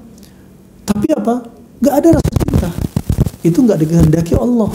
Yang dikehendaki Allah, ya, satu rumah, satu atap dipenuhi rasa cinta, saling condong kepadanya. Kalau suaminya keluar, istrinya berat, mas, aku berat ditinggal dirimu mas, aku nggak mau kau lama-lama mas sama dek, tapi aku keluar karena Allah, aku mencari nafkah, aku ibadah, aku berdakwah, aku berhaji, aku berumrah karena Allah. Nah, ketika sudah lama di luar, si istri rindu terus berdoa agar suaminya cepat pulang. Si suami juga gitu, pengen cepat pulang. Itu namanya condong, rasa cinta. Bukan apa, suami kelayapan melampiaskan rumah yang nggak nyaman bagi dia. Jangan. Ya. Wah, ini rumah tangga yang toksik. Makanya litaskunu ilaiha, agar Anda apa? Saling condong. Kemudian waja'ala bainakum mawaddatan wa rahmah. Anda perhatikan litaskunu ilaiha. Litaskunu ilaiha yaitu apa? Di antara ulama menyebutkan yaitu disiapkan seperti sakan, tempat tinggal. Suami istri siapin rumah. Kemudian apa? Mawaddah. Mawaddah itu apa? Permisi hubungan suami istri. Kemudian rahmah. Rahmah itu apa? Anak Anda. Ya. Makanya Anda sayang sama anak Anda. Kadang suami istri cerai, udah hilang, gak ada rasa cinta. Tapi kalau samanya anak, gak ada ceritanya mantan anak. Kenapa? Karena itu belahan hati mereka. Jiwa mereka. Bukan hanya jiwa, tubuh mereka ada pada permisi air mani dan ovumnya wanita. Ada pada anak-anak. Ya. Bahkan orang Yahudi bertanya, beberapa gerombolan Yahudi dalam riwayat 1 orang, dalam riwayat 3-9 orang, dalam riwayat hampir 40 orang, Yahudi bertanya sampai pertanyaan mereka ini dikatakan gak akan mungkin bisa menjawab kecuali para nabi. Dan setelah dijawab oleh Nabi SAW, Yahudi ini betul-betul masuk Islam. Pertanyaan apa? Mau bertanya tentang permisi 2 air, air mani laki, air mani perempuan. Dikatakan oleh Nabi SAW, air mani laki-laki disebutkan ciri-cirinya ghalid abyad, putih kental. Ini air mani yang normal. Kalau Anda ada yang promil, air mani suami Anda encer, warnanya abu-abu dan tidak memancar, berarti air mani suami Anda kopong, kosong, nggak sehat. Allah berfirman, khuliqa min ma'in dafik, airnya harus mancar. Kemudian minha, dari air mani laki-laki apa? Al-idham wal asab, bakal jadi cikal bakal tulang dan saraf. Dari air mani laki-laki.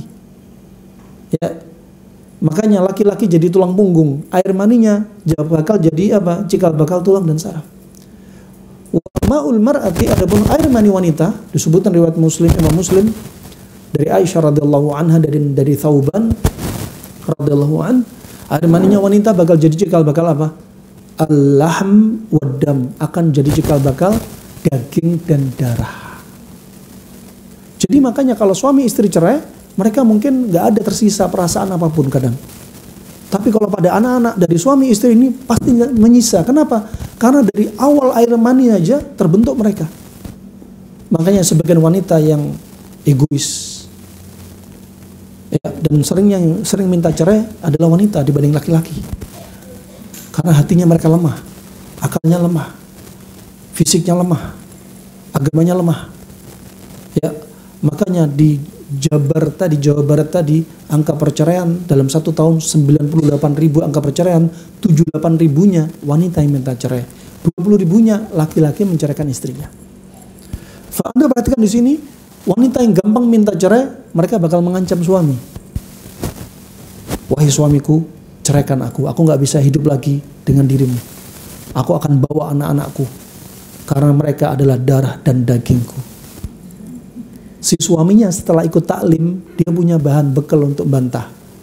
Tunggu istriku, aku juga punya saham. Sahamku yaitu tulang dan saraf. Nah, subhanallah. Ini diantara tanda kekuasaan Allah. Jadi tinggal di rumah harus dipenuhi rasa cinta. Kemudian tadi juga disebutkan sebagaimana di awal kajian ayat yang dibaca dari surat An-Nahl ayat yang ke-80, wallahu ja'ala lakum min buyutikum sakana wa ja'ala lakum min juludil an'ami buyuta.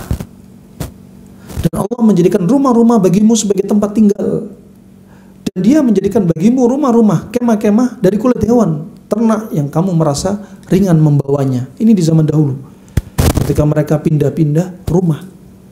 Ya, kemudian rumah ini bakal runtuh, bakal hancur, atapnya bakal ambruk, kata orang Jawa. Runtuh hancur, sebagaimana Anda perhatikan Allah Subhanahu wa taala berfirman dalam surat An-Naml ayat 52. Fatilka buyutuhum khawiyatun bima zalamu inna fi dzalika laayatun liqaumin ya'lamun. Dan demikianlah rumah-rumah yang runtuh. Kenapa? Karena kedoliman mereka. Dan ini sesungguhnya padahal demikian itu sebagai tanda-tanda kekuasaan Allah bagi kaum yang mengetahuinya. Yaitu rumah itu runtuh gara-gara apa? Di antaranya gara-gara kesyirikan. Rumah itu bakal runtuh. Rumah itu bakal hancur. Nah, ini kita mulai masuk. Rumah Anda kalau mau psikisnya bagus, antara suami istri, mertua, orang tua, anak, ataupun cucu, ART, nih, jadikan rumah tersebut bersinar dengan tauhid.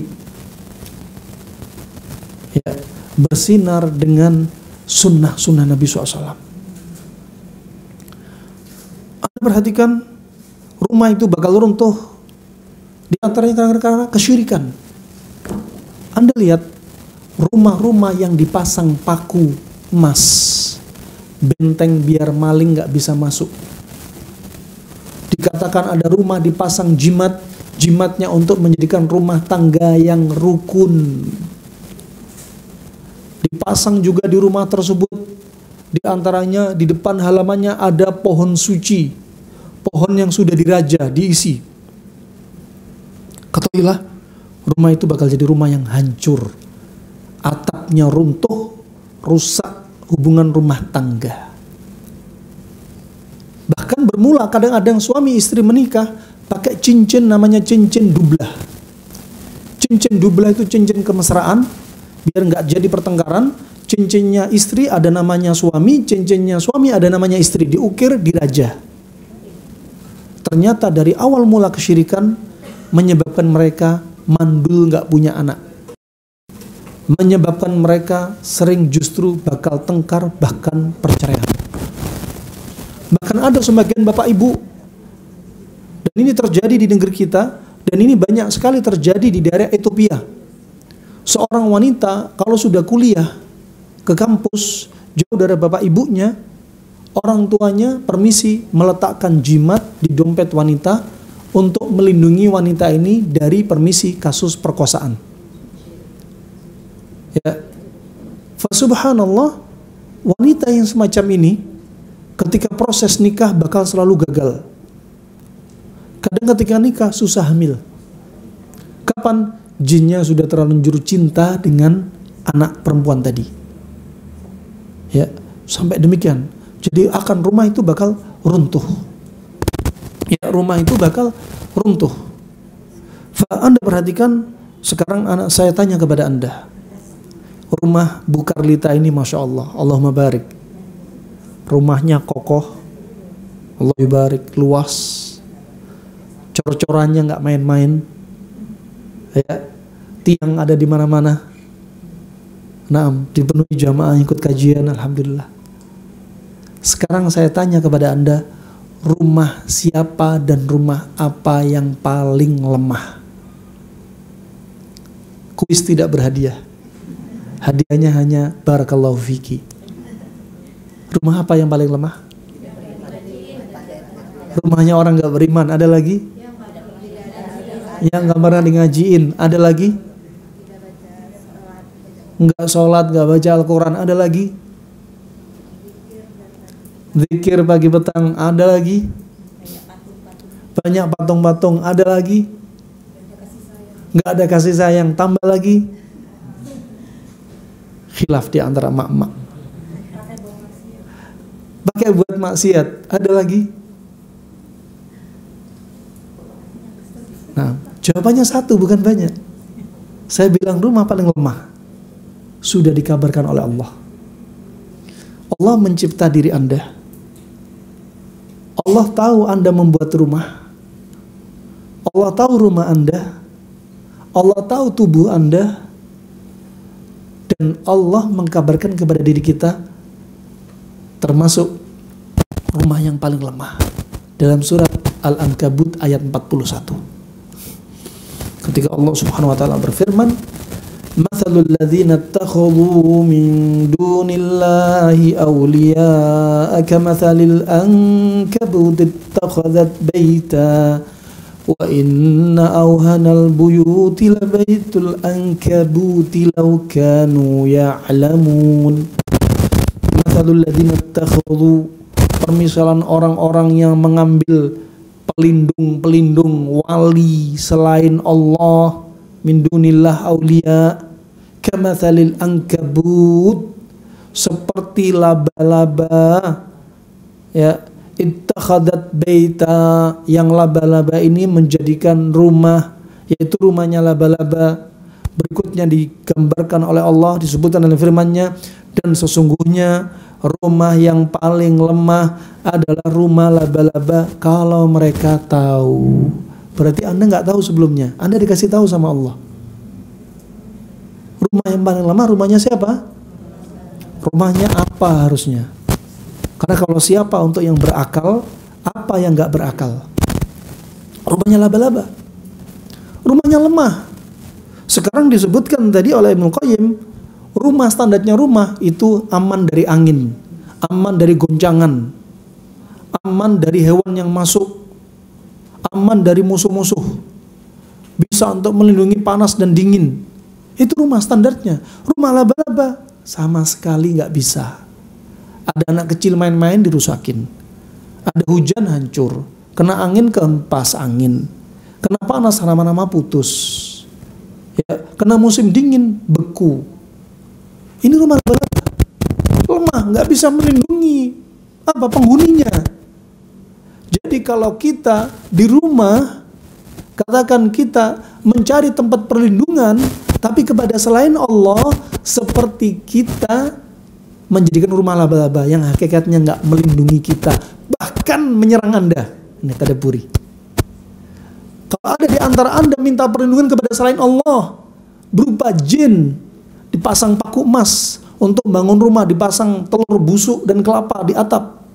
Dipasang di pojok rumah kendi-kendi dan bukhul-bukhul. Di halaman dipasang tanaman suci. Semuanya pakai perantara jin.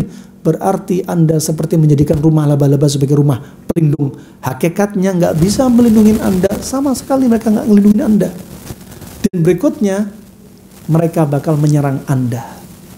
Tadaburi, laba-laba untuk kawin dengan betina, dia harus bikin rumah. Rumahnya laba-laba. Setelah bikin rumah, kawin. Setelah kawin, betinanya bunting. Setelah bunting, si suaminya dibunuh sama betinanya. Setelah betinanya punya anak, anaknya sudah gede, rame-rame bunuh ibunya. Jadi rumahnya lemah, kekerabatannya lemah. Anda perhatikan, orang yang meminta perlindungan kepada kaum jin di rumahnya, dia pikir bisa melindungi diri dia. Justru sama sekali nggak melindungi, bahkan Anda bakal diserang. Gara-gara pasang paku dari emas, ada jinnya, sudah diraja, pohon suci, bukhul-bukhul di pojok rumah, suami istri pakai cincin dublah, anaknya pakai kalung ada jimat-jimat, bayinya pakai kelonceng-lonceng di kakinya. Ya, ketahuilah saat itu malapetaka bakal menyerang Anda. Ya, makanya ketika meruqyah rumah, kadang kita perlu cari ada nggak benda-benda seperti ini. Kenapa? Reaksi ruqyah bakal terhambat gara-gara benda-benda ini. Nah, subhanallah, ini harus ditadaburi. Mereka bakal menyerang Anda. Anda perhatikan, perempatan jalan yang dikasih sesajen setiap malam Jumat Legi katanya orang Jawa. Justru di situ bakal sering terjadi kecelakaan. Kolam renang yang dikasih sesajen, justru banyak orang tenggelam. Anda lihat tol Cipali, Padalarang, dan tol-tol yang lainnya, Anda lihat riwayatnya enggak bagaimana mereka membuka jalan, memangkas pohon-pohon besar, gunung-gunung. Ternyata mereka nyembelih kepala sapi, nyembelih ayam cemani sebagai sesajen biar nggak malapetaka. Sebaliknya justru kecelakaan di situ. Nah, gunung apa? Gunung Persugihan. Nah, dan orang yang ngendarai mobil juga nggak baca doa, nggak baca zikir pagi petang. Jadi bentengnya lemah, plus di situ potensi tempat bersalangnya kaum jin. Nah, maka mereka bakal menyerang. Berikutnya, Anda perhatikan terkait dengan masalah kita katakan tadi masalah psikis rumah. Anda juga harus bangun rumah ini dengan apa? Qala Allah, qala Rasulullah. Makanya suami istri sebelum menikah bekali dengan ilmu agama. Kalau sudah menikah belum punya ilmu, ya belajar menuntut ilmu biar memperbaiki yang sudah lalu-lalu. Jangan sampai ini berulang sehingga terjadi kerusakan dan rumah itu jadi rumah apa? Yang bakal runtuh atapnya. Rumah yang bakal runtuh atapnya selain kesyirikan, diantaranya juga karena dosa. Nabi SAW bersabda, "Ma tawaddathnani fillah fayufariqu bainahuma illa bidzambin yuhditsu ahaduhuma." Tidaklah orang yang saling mencinta karena Allah kemudian retak hubungannya kecuali karena dosa salah satunya. Laki-laki suka main mata, laki-laki zina, bakal rusak rumah tangganya. Makanya Anda nggak boleh diem ketika laki-laki suami Anda malam-malam matanya bercahaya dan Anda tidur. Bukan cahaya iman, cahaya lihat film porno. Nasihati, mas, haram mas. Demi Allah rumah tangga kita bakal rusak gara-gara perbuatan mas lo ya. Tiba-tiba rasa cinta suami hilang kepada istri. Dan Anda diem saja, Anda berarti membiarkan dia berbuat maksiat. Akan ditimpakan malapetaka pada rumah tangga tersebut. Ingetin. Ya, makanya Anda berdandan, dandanan Anda harus dandanan yang membuat suami bisa tunduk pandangannya. Di atas ranjang ataupun ketika Anda sedang masak, Anda berdandan, solek-molek. Bukan di luar rumah pakai maskara. Di luar rumah pakai eyeshadow sampai kelopak matanya hijau, pipinya merah, pink. Ya. Nah, itu di dalam rumah, bukan di luar rumah. Di luar rumah suara Anda ditundukkan kepada siapa? Mertua, bapak, ibu, anak, dan suami. Bukan ditundukkan kepada apa? Toko-toko emas tadi. Nah, itu harusnya. Ini apa? Perbuatan maksiat salah satu akan menimbulkan keretakan orang yang mencinta karena Allah. Si istri sering chat sama laki-laki lain yang bukan mahramnya, selingkuhannya. Atau si istri lihat film porno. Atau si istri kebanyakan ngelihat drakor. Ya. Atau si istri sering ngerumpi. Habis kajian, Masya Allah, di rumah Bu Karlita kajian kita berapa menit sudah ini Bu? 1,5 jam harusnya selesai. 1,5 jam, nanti ngopi sampai asar di luar. Isinya ngerumpi, ngomongin kejelekan orang, ghibah, namimah, pulang sampai rumah, tiba-tiba suaminya akhlaknya nggak baik.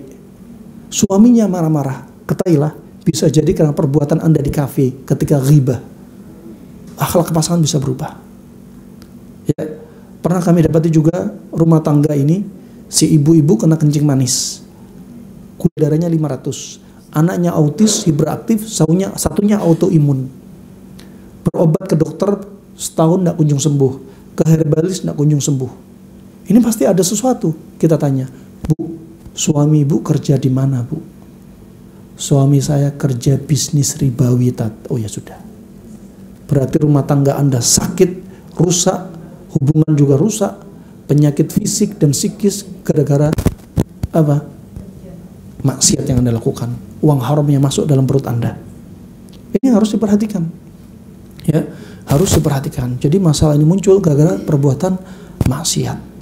Yang terakhir, penutupnya kita semua, wasiat Imam Nawawi menyebutkan dalam kitabnya Adab Hamlatil Quran, awal mula rumah tangga retak bisa dikarenakan rumah tangga itu jauh dari Al-Quran. Kalau rumah jauh dari Al-Quran, setan bakal masuk, malaikat enggan masuk. Apalagi ada gambar, ada foto, sering diputar musik di rumahnya, sering banyak maksiat di rumahnya. Ya, subhanallah, di rumah itu bakal hawanya panas. Suami istri tengkar, bapak ibu tengkar, anak sama orang tua tengkar, menantu mertua tengkar. Kenapa? Jarang baca Al-Quran. Allah Subhanahu wa taala berfirman, "Wa may ya'shu an dzikrir rahman yuqayyid lahu syaitanan fahuwa lahu qarin." Berpaling dari Al-Quran, maka Allah akan jadikan setan menyerang diri dia dan setan jadi temannya. Berpaling dari Al-Quran bisa diartikan dia nggak beriman. Ada yang mengartikan dia nggak pernah baca. Coba baca Al-Quran tanda kutip plus harus paham maknanya. Kalau Anda lihat rumah yang sudah jadi sarangnya setan, ada auranya, bakal muncul hewan-hewan yang dianjurkan Nabi untuk dibunuh bermunculan. Di rumah banyak didapati cicak, tikus, kalajengking, ular, juga hewan yang menemaninya. Bisa kecoa, bisa lalat, bisa lipan, bisa juga semut merah. Di rumah itu tiba-tiba muncul bau-bau busuk. Di rumah itu tiba-tiba ada lampu sering putus, ada kebocoran yang tidak kunjung sembuh ditempel, ada keretakan di mana-mana, lantai naik, ada yang turun. Kemudian di rumah itu sering Anda melihat satu berkelebat, kemudian sering terjadi pertengkaran suami istri, kemudian sering terjadi cekcok antara bapak dan anak, mertua dan seterusnya. Nah, ketahuilah rumah itu sudah jadi sarangnya setan. Ya. Sepertinya itu saja yang bisa saya sampaikan, karena kata Bu Mahda sudah habis harusnya. Nah, ya sekarang sesi tanya jawab. Silakan yang mau bertanya, Ustaz.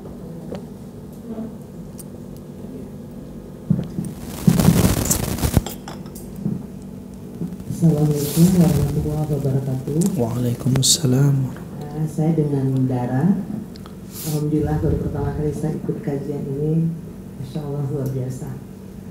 Yang ingin saya tanyakan Pak Ustaz, ada satu paham dari ulama, kita sebagai perempuan tidak boleh meminta cerai kepada suami. Padahal suami kita itu sudah tidak layak menjadi imam kita, sudah berzina, sudah tidak menafkahi, banyak hal yang menjadi pertimbangan Pak Ustaz. Sudah tidak sholat. Nah, ada paham dari ulama apapun yang kita minta terhadap suami kita, misalnya bercerai apa, kalau tidak suami kita tidak mau menceraikan, kita tidak berhak untuk tidak akan jatuh talak untuk kita. Terima kasih Pak. Assalamualaikum warahmatullahi wabarakatuh. Waalaikumsalam warahmatullahi wabarakatuh. Pertanyaan yang indah, bagus. Ada wanita melihat suaminya ini sudah nggak layak tinggal bersama wanita ini, istrinya. Ima laki-laki ini atau suami ini zina, judi, mabuk, ya, suka menyiksa anak dan istri, kemudian juga dia musyrik, nggak sholat. Anda boleh minta cerai, boleh minta cerai. Nah, bahkan juga ada saatnya Anda diwajibkan minta cerai. Nah, kalau apa mengancam diri Anda dan anak Anda.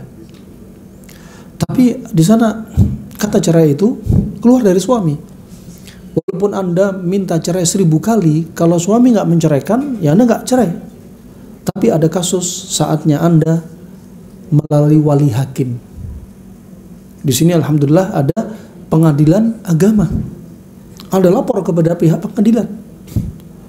Kalau suami Anda dipanggil beberapa kali nggak kunjung datang, udah dianggap cerai, dianggap selesai, diterima.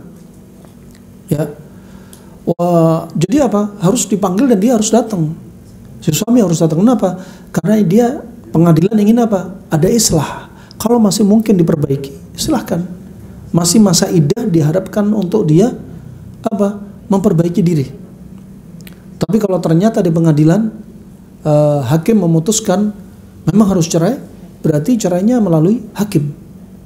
Cerainya melalui hakim. Wallahu a'lam bishawab. Insyaallah itu Bu ya.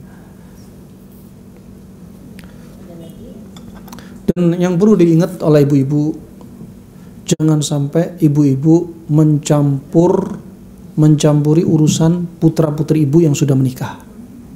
Terlebih yang satu rumah, satu atap. Ya, karena apa? Putri ibu yang sudah menikah dengan menantu itu miliknya menantu. Anda jangan mencampuri. Inilah bedanya lidah buaya sama lidah mertua.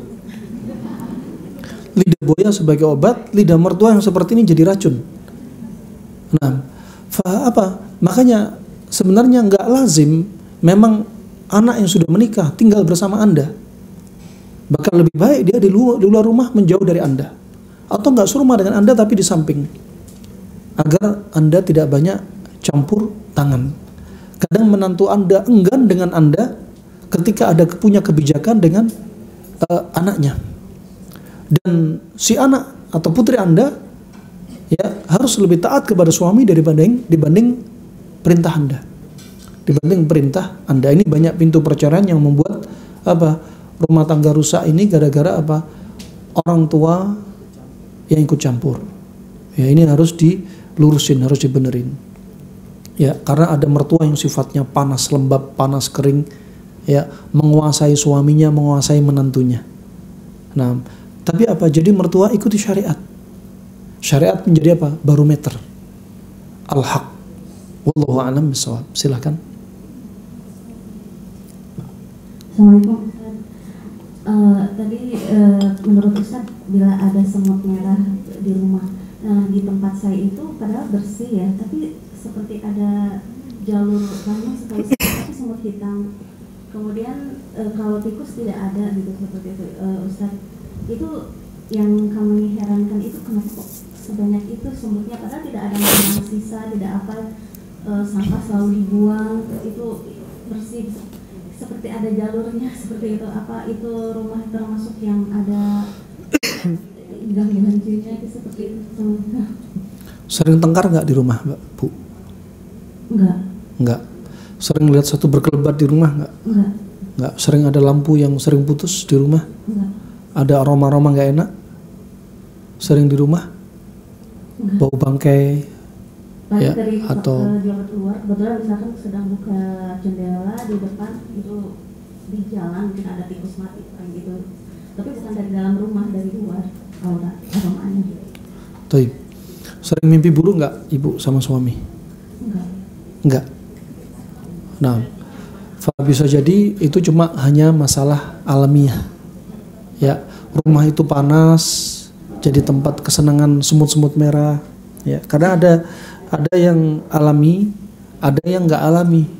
Ya, yang nggak alami seperti ada misalkan aura-aura kaum jin yang hawanya dominan panas. Semutnya hitam. Nah. Tapi waktu ada satu malam tiba-tiba ada kalajengking 3 kecil-kecil gitu. Kita bunuh salah satu, yang duanya kabur ke saluran air kabur. Sering ada di atap suara ribut nggak? Atau dentuman di atap? Enggak. Nggak ada. Iya, yang kalajengking juga itu cuma sekali malam itu. Deket selokan juga. Solokan, ya kalau di Jakarta mungkin solokan ada ya, tapi yang di bawah-bawah itu ya. Kita bukan solokan yang terbuka. Kebersihan rumah bersih ya, udah ya. Nah, wallahu a'lam bishawab, sepertinya bisa jadi karena apa, faktor alami. Karena kalau faktor-faktor yang nggak alami tadi diikuti dengan gejala-gejala yang lainnya. Ya, gejala-gejalanya. Anda tinggal apa? Tutup pintu-pintu kalau jengking masuk. Seperti pintu jangan sampai ada sela dengan lantai. Ya, seperti kamar mandi, ya hendaknya ada tutupnya di selokannya. Jadi pintu-pintu di mana potensi mereka masuk ditutup. Kalau itu sebabnya alami. Kalau sebabnya ada yang nggak alami, ya Anda pakai air ruqyah, disemprotin dengan air ruqyah mana saja lokasi mereka sering keluar. Ya, Anda sering semproti pagi sore dengan air ruqyah. Wallahu a'lam bishawab. Terima kasih Ustaz. Oh iya. Ustaz ada? Iya. Bu ya, rumah saya itu kan waktu direnov itu lakukannya batas tembok saya sama tetangga itu ada kuburan katanya. Kuburannya kuburan tua gitu kan. Terus udah gitu saya sering nyium bau kopi pagi-pagi, kopi. Gak ada yang bikin kopi. Tetangga juga nggak mungkin bau kopinya nyampe ke saya. Nah itu gimana Ustaz? Saya sih cuek aja gitu. Anak saya juga sering melihat yang Ustaz bilang tadi, kelebat warna hitam gitu kan. Tapi kita ya pokoknya kita masih kita petang, kita ngaji, kita apa, kita sholat biasa gitu. Itu sering aja gitu, kelihatan dulu ya. Sekarang kadang bau kopi ada gitu, kelembatan ada kadang, tapi ya itu kan dunia mereka gitu. Iya. Kita mikirnya begitu. Tapi itu apa memang benar bau kopi itu tanda ada makhluk? Mungkin luwak, Bu. Kopi luwak. Artinya orang bilang kan kalau musang itu Musang, bau pandan musang. bukan bau kopi. Iya. Nah, wallahu a'lam bishawab ya. Yang jelas pembahasan seperti ini nggak ada dalilnya khusus. Dan kuburan ya kuburan. Ya kuburan nggak harus istilahnya kita takut dengannya. Ya namanya setan, di mana-mana ada setan. Cuma tempat-tempat yang serem lebih disenangi setan, rumah kosong, ruang kosong, kuburan. Karena mereka memang apa? Tujuan setan memang apa? Menakut-nakuti orang yang beriman. Kalau di rumah Anda dapati berkelebat, ya memang ada di situ. Berarti Anda harus bentengin lagi rumah itu dengan apa? Sering baca surat Al-Baqarah. Karena Nabi SAW bersabda, Inna syaitana la yadkhulu baitan yuqra'u fihi Al-Baqarah. Setan itu nggak akan masuk rumah yang di dalamnya dibacakan surat Al-Baqarah. Sebagian masyayikh mengatakan yuqra. Artinya yuqra juga bisa di zaman kita sekarang Anda puterin misalkan murattal. Ya, tapi alangkah baiknya Anda sendiri yang baca. Ya, kalau Anda bacakan sering baca Al-Qur'an, subhanallah, sampai kami dapetin ada wanita yang kena sihir, pasien kami disihir oleh mantan suaminya sendiri, kena kanker rahim. Ya. Dan subhanallah hubungan rumah tangga ini tengkar terus. Setelah rutin baca surat Al-Baqarah baru 7 hari, tiba-tiba mereka di rumah ini saling menyayangi. Makanya penting baca Al-Quran, jangan sampai kosong dari Al-Quran. Kalau masalah bau-bau kopi nggak bisa jadi standar, tapi bisa jadi setannya ngopi juga bisa. Karena nggak ada dalil khusus. Ini apa? Perkara-perkara ya memang nggak perlu adanya dalil. Artinya aktivitas mereka ya mereka sendiri. Bahkan kadang mereka ngobrol seperti suara pasar. Ya memang setan seperti apa? Ada rame. Karena memang itu alamnya mereka. Mereka rame ngobrol. Ya kalau orang yang imannya lemah bakal kena bisikan terus, ditampakin terus. Kalau ada di penghuni rumah itu nyimpen dendam, sedih, takut berlebihan, banyak berbuat maksiat, ya banyak berbuat syirik, sering nggak sholat, sering nggak zikir, mereka bakal jadi serangan setan, korban setan yang ada di rumah tersebut. Akhirnya tiba-tiba emosinya labil, ya, emosinya labil dan lain sebagainya. Makanya kita dianjurin apa? Dari zikir pagi petang, zikir masuk rumah. Anda baca apa? Bismillah ya assalamualaikum ketika ada orangnya, ketika nggak ada orangnya Bismillah ya assalamualaikum wa ala ibadillah salihin. Apa kata Nabi menyebutkan kabar yang dibawa dari langit? Setan bakal ngomong apa? Bicara apa? Celaka. Malam ini nggak dapat tempat tidur, malam ini nggak dapat makanan. Coba, makanya jadikan setan musuh, bikin mereka benci dengan Anda. Jadikan musuh. Inna syaitana lakum adu fattakhidhuhu aduwa. Mereka itu musuh Anda, jadikan musuh. Dan Allah bakal senang dengan Anda, cinta dengan Anda yang menjadikan setan sebagai musuh. Begitu pula setan tidur di hidung Anda. Tidur Anda bakal jadi apa? Ranjangnya setan. Makanya bangun tidur ada istinsyak juga ketika wudhu. Juga setan subhanallah menjadikan telinga Anda sebagai toilet. Kencing. Pernah sahabat Nabi lapor kepada Nabi, ya Rasulullah, si fulan ini sampai ketinggalan sholat subuh ya Rasulullah. Kemudian apa kata Rasulullah SAW? Ya, inna dzakar rajul wa syaitanu bala fi udhunih. Itulah laki-laki yang setan mengencingi telinganya. Begitu pula ketika malam hari, setan menjampi-jampi Anda, meletakkan 3 ikatan di tengkuk Anda. Alaika lail tawil, alaika num tawil, farqud, dilempar terus 3 kali. Anda bangun dari tidur, baca doa bangun tidur. Apa doa bangun tidur? Alhamdulillah. Nah, kalau ada yang nggak hafal, dihafalin.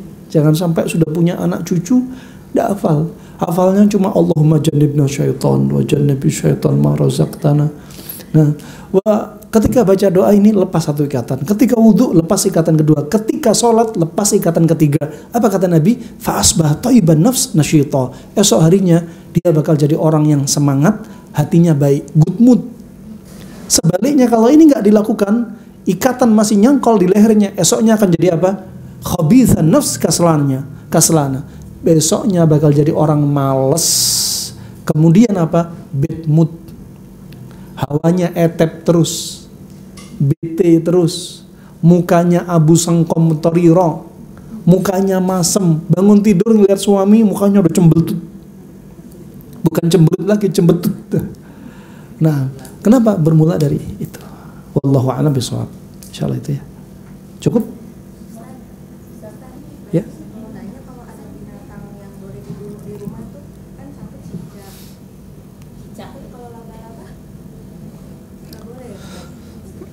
Diusir aja. Iya. Hewan yang disuruh dibunuh diantaranya seperti burung gagak, seperti ular, seperti cicak. Ya, ada yang memasukkan juga tokek. Ya, khilaf para ulama. Ada yang mengatakan bukan cicak tapi tokek doang. Wazghah. Itu cicak. Kemudian tokek ya. Kemudian ada juga kalajengking, juga tikus.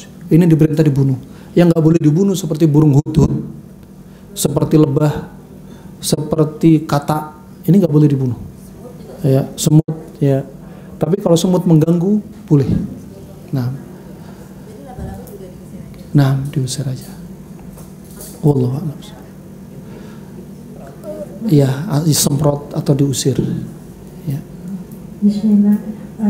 Ustaz mau menanyakan bagaimana menyikapi atau menangani anak yang sedang berobat di psikiater. Sudah berapa lama, Bu? Baru ke psikiater ya besok hari Senin. Enggak. Sebelumnya ke psikolog. Sudah berapa lama minum obat? Belum. Sakitnya sudah berapa lama? Mungkin udah setahun, tapi ininya baru saat-saat ini tuh. Laki apa perempuan, Bu? Laki-laki. Laki-laki usianya? 17 tahun. 17 tahun. Anak keberapa? Anak terakhir dari 2 bersaudara. Anak terakhir dari 2 bersaudara. Ibu kandung sendiri? Saya ibunya, kebetulan saya single parent. Single parent. Oke. Baik. Ibu aslinya mana? Saya Jakarta. Jakarta. Orang tua dari mana? Orang tua dari Jakarta. Orang tua dari Jakarta. Permisi, dulu ada nggak riwayat orang tua dulu terkenal sebagai jawara? Nah, ini sudah. Ini ciri-ciri anak ini kena jin nasab. Ketika si anak kedua ini melihat masalah single parent, pertengkaran suami istri, anak ketika sedih sudah mulai jantungnya kebuka pintu gerbangnya, jin nasab dari kakeknya nyerang dia. Nih, obatnya ruqyah. Simple banget. Obatnya ruqyah. Ya. Ini masih awal-awal, baru-baru aja. Ibu juga ingat, ibu jangan terlalu sedih. Kalau ibu sedih, ibu hanya bikin hati ibu lelah. Ibu bakal cepat tua, telinga bakal berdenging, mata bakal kabur, kepala keliengan, tangan tremor, kaki ibu lemes, pencernaan bakal lemah, kolesterol bisa naik, rambut ibu bakal sering beruban, ibu bisa kena hipotiroid, ibu rahimnya bisa kering.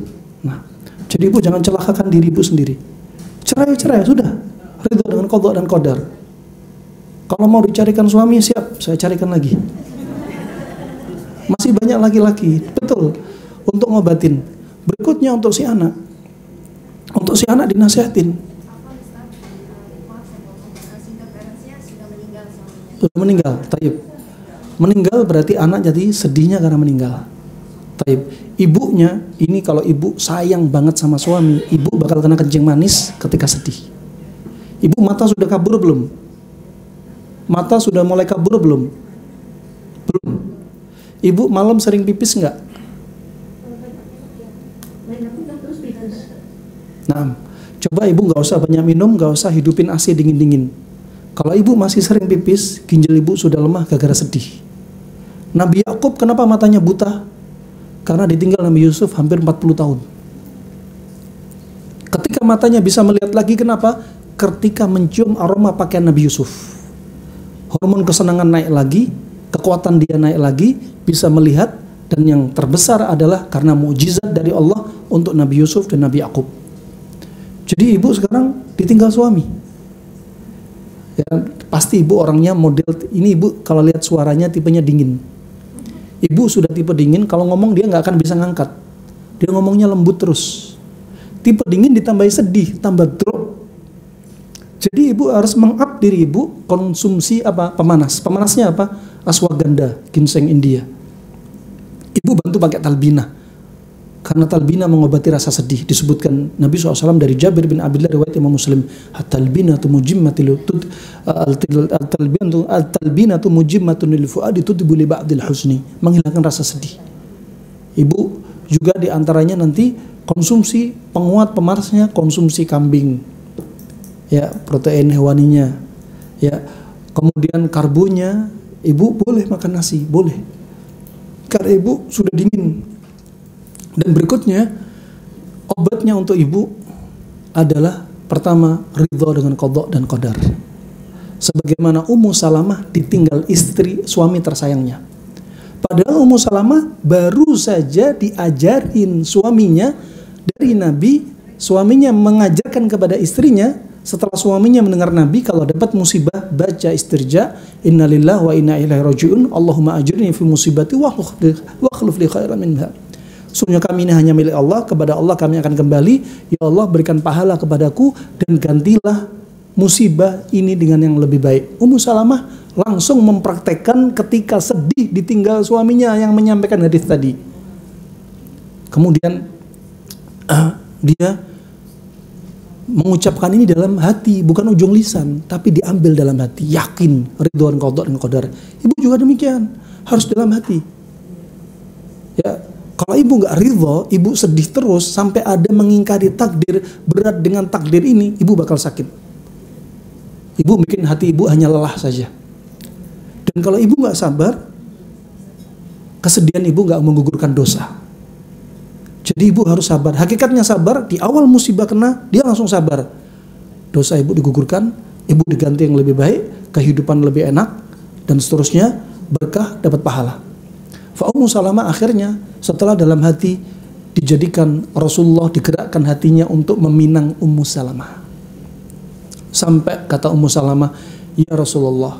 Ummu Salamah ketika ditinggal suaminya, dia langsung mengucapkan, saya nggak akan menikah dengan laki-laki manapun kecuali yang lebih baik daripada Abu Salamah. Ternyata dijadikan Allah lah yang meminang dia, Masya Allah. Rasulullah lah yang meminang dia. Allah yang menjadikan hati Rasulullah tergerak untuk meminang Ummu Salamah. Fa Ummu Salamah berkata, ya Rasulullah, aku wanita yang sudah tua. Kata Rasulullah kepada Ummu Salamah, ya Ummu Salamah, aku lebih tua darimu. Karena Ummu Salamah sempat nggak pede. Aku sudah tua ya Rasulullah, aku lebih tua darimu. Menunjukkan semakin mantap Rasulullah. Dan Ummu Salamah adalah wanita yang tua tapi masih glowing, masih cantik. Kenapa? Dia jaga perasaan, sedih tetap ridho dengan qada dan qadar. Kalau Anda sedih, diikutin terus sedihnya, Anda bakal sakit. Hipotiroid, tensinya drop, pencernaan lemah, kolesterol naik, mata mulai kabur, kena kencing manis, dan seterusnya. Ya. Sekarang Anda yang sedang sedih ini, Anda sendiri terapi dengan anak Anda. Pertama, sampaikan kepada anak ridho dan qada dan qadar. Kedua, Anda dan putra Anda sama-sama baca Al-Quran. Kalau bisa satu hari khatamkan surat Al-Baqarah. Kalau bisa sekali majelis, alhamdulillah. Kalau nggak bisa, dicicil. Itu terapi Anda. Kemudian Anda baca terapi Al-Quran dengan artinya dari Al-Fatihah sampai An-Nas, dicicil. Kemudian untuk si anak ini, karena ada kemungkinan non medis jin nasab, jadi anak ini mandikan air ruqyah. Mandikan air ruqyah. Air kasih daun bidara, baca ayat-ayat ruqyah, mandikan dia pagi dan sore. Ya, minum air ruqyah, minum air zam-zam. Ya, kemudian minta kesembuhan dari Allah melalui minum air zam-zam tadi. Kemudian kalau anak ini emosian, berarti makanan sifat panas dikurangin. Nasi dikurangi, sambal kurangi, bebek, ayam, kambing, tepung, roti, sayur warna gelap, bayam, kangkung, daun singkong, ya, daun pepaya dikurangi, ya, durian, kelengkeng, rambutan yang panas-panas kurangi, ganti dingin. Kalau bisa nasi kurangi, banyakin timun, atau nasinya diganti labu kuning. Kalau mau protein hewaninya ikan, putih telur, ya, juga bisa. Cari yang dingin, itu caranya. Dan yang penting Al-Quran. Untuk meyakinkan Anda, ini terakhir dari pertanyaan closingnya di sini, Anda harus pede. Datang dari hadis riwayat Abu Daud, juga Asy-Syaukani dalam Nailul Awtar, disahkan Syekh Albani. Waktu itu ada pamannya Kharijah bin Salt baru masuk Islam. Berjalan ke Madinah di hadapan Nabi, berbaiat masuk Islam. Perjalanan pulang ketemu dengan kampung orang-orang musyrik, non-muslim. Ada orang laki-laki yang gila dipasung besi. Anak Anda nggak dipasung besi. Anak Anda belum minum obat kimia. Ini dipasung besi karena saking membahayakan. Saudara dari orang gila ini berkata, aku dengar Nabi kamu membawa kebaikan. Bisa nggak kau obati saudaraku yang gila? Kemudian pamannya Kharijah bin Salt, karena dia baru mendapat satu hafalan Al-Quran yang sangat agung, yaitu apa? Surat Al-Fatihah.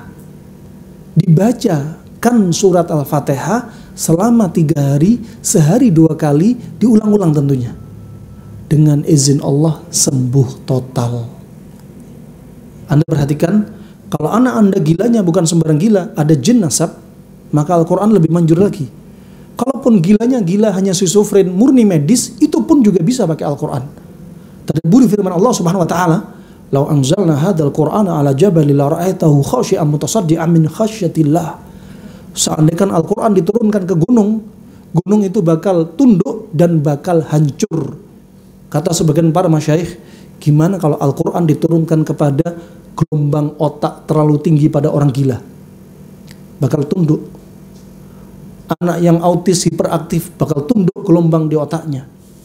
Tumor kanker yang benjolannya keras, batu gunung aja hancur, bagaimana hanya tumor dan kanker?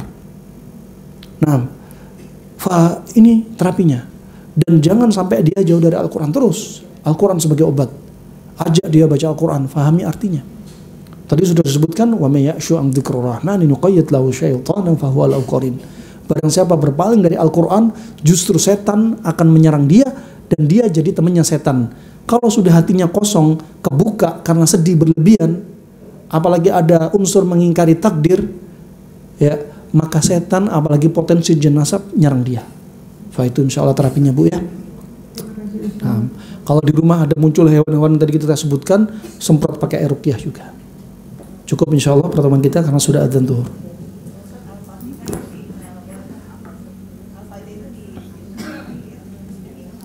Boleh. Bisa langsung Anda pegang tubuh yang sakit, baca Al-Fatihah, bisa dibacakan di atas air, kemudian diminumkan, dimandikan, dioleskan juga bisa. Ya. Cukup insya Allah. Ibu tutup. Alhamdulillah. Akhirnya selesai sudah kajian kita hari ini. Semoga bermanfaat untuk kita dan jazakallahu khair Ustaz untuk ilmunya. Untuk selanjutnya kita akan sholat zuhur berjamaah.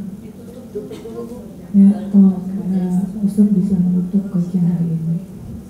Nah, itu saja yang bisa kami sampaikan. Sekali lagi kalau ada salah ucap dari saya harap dimaklumi. Jika ada benarnya dari Allah semata, dan ingat kajian ini sebagai terapi obat bagi kita semua.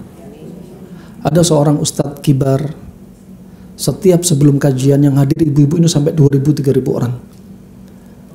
Nah, dan beliau sudah wafat ya. Kemudian beliau 10 menit sebelum kajian sering mewanti-wanti kaum wanita. Sampai beliau sampaikan, ibu-ibu yang sudah ikut kajian sama saya berkali-kali, kalau masih ada yang gak taat sama suami, keluar dari majelis saya. Kenapa? Karena intinya ilmu dipraktekkan. Kalau enggak, Anda bakal dituntut oleh Allah. Jadi ilmu Anda praktekkan. Tundukkan ego Anda semua dengan syariat. Jalankan qala Allah wa qala Rasulullah SAW. Itu saja. Semoga kajian ini ya bagi Ibu Karlita, ya panitia, Ibu Mahda, dan hadirat yang hadir, semoga menjadi amal kebaikan pemberat timbangan kita semua di mizan hasanatina. Semoga bisa menjadi pembaik hati kita, diri kita, dan semoga menjadi perantara istiqomahnya kita dalam menjalani ketaatannya dan menjauhi larangannya, dan semoga Allah wafatkan kita dalam keadaan husnul khatimah, dan semoga Allah sembuhkan orang-orang sakit di antara kita, putra-putri Anda, sakit fisiknya ataupun psikisnya, medisnya ataupun non-medisnya, akutnya ataupun kroniknya, ringannya ataupun beratnya, dengan kesembuhan yang sempurna, syifaan taman. Amin ya rabbal alamin. Wabillahi taufiq wal hidayah. Subhanakallahumma bihamdika asyhadu an la ilaha illa anta astaghfiruka wa atubu ilaik. Wassalamualaikum warahmatullahi wabarakatuh.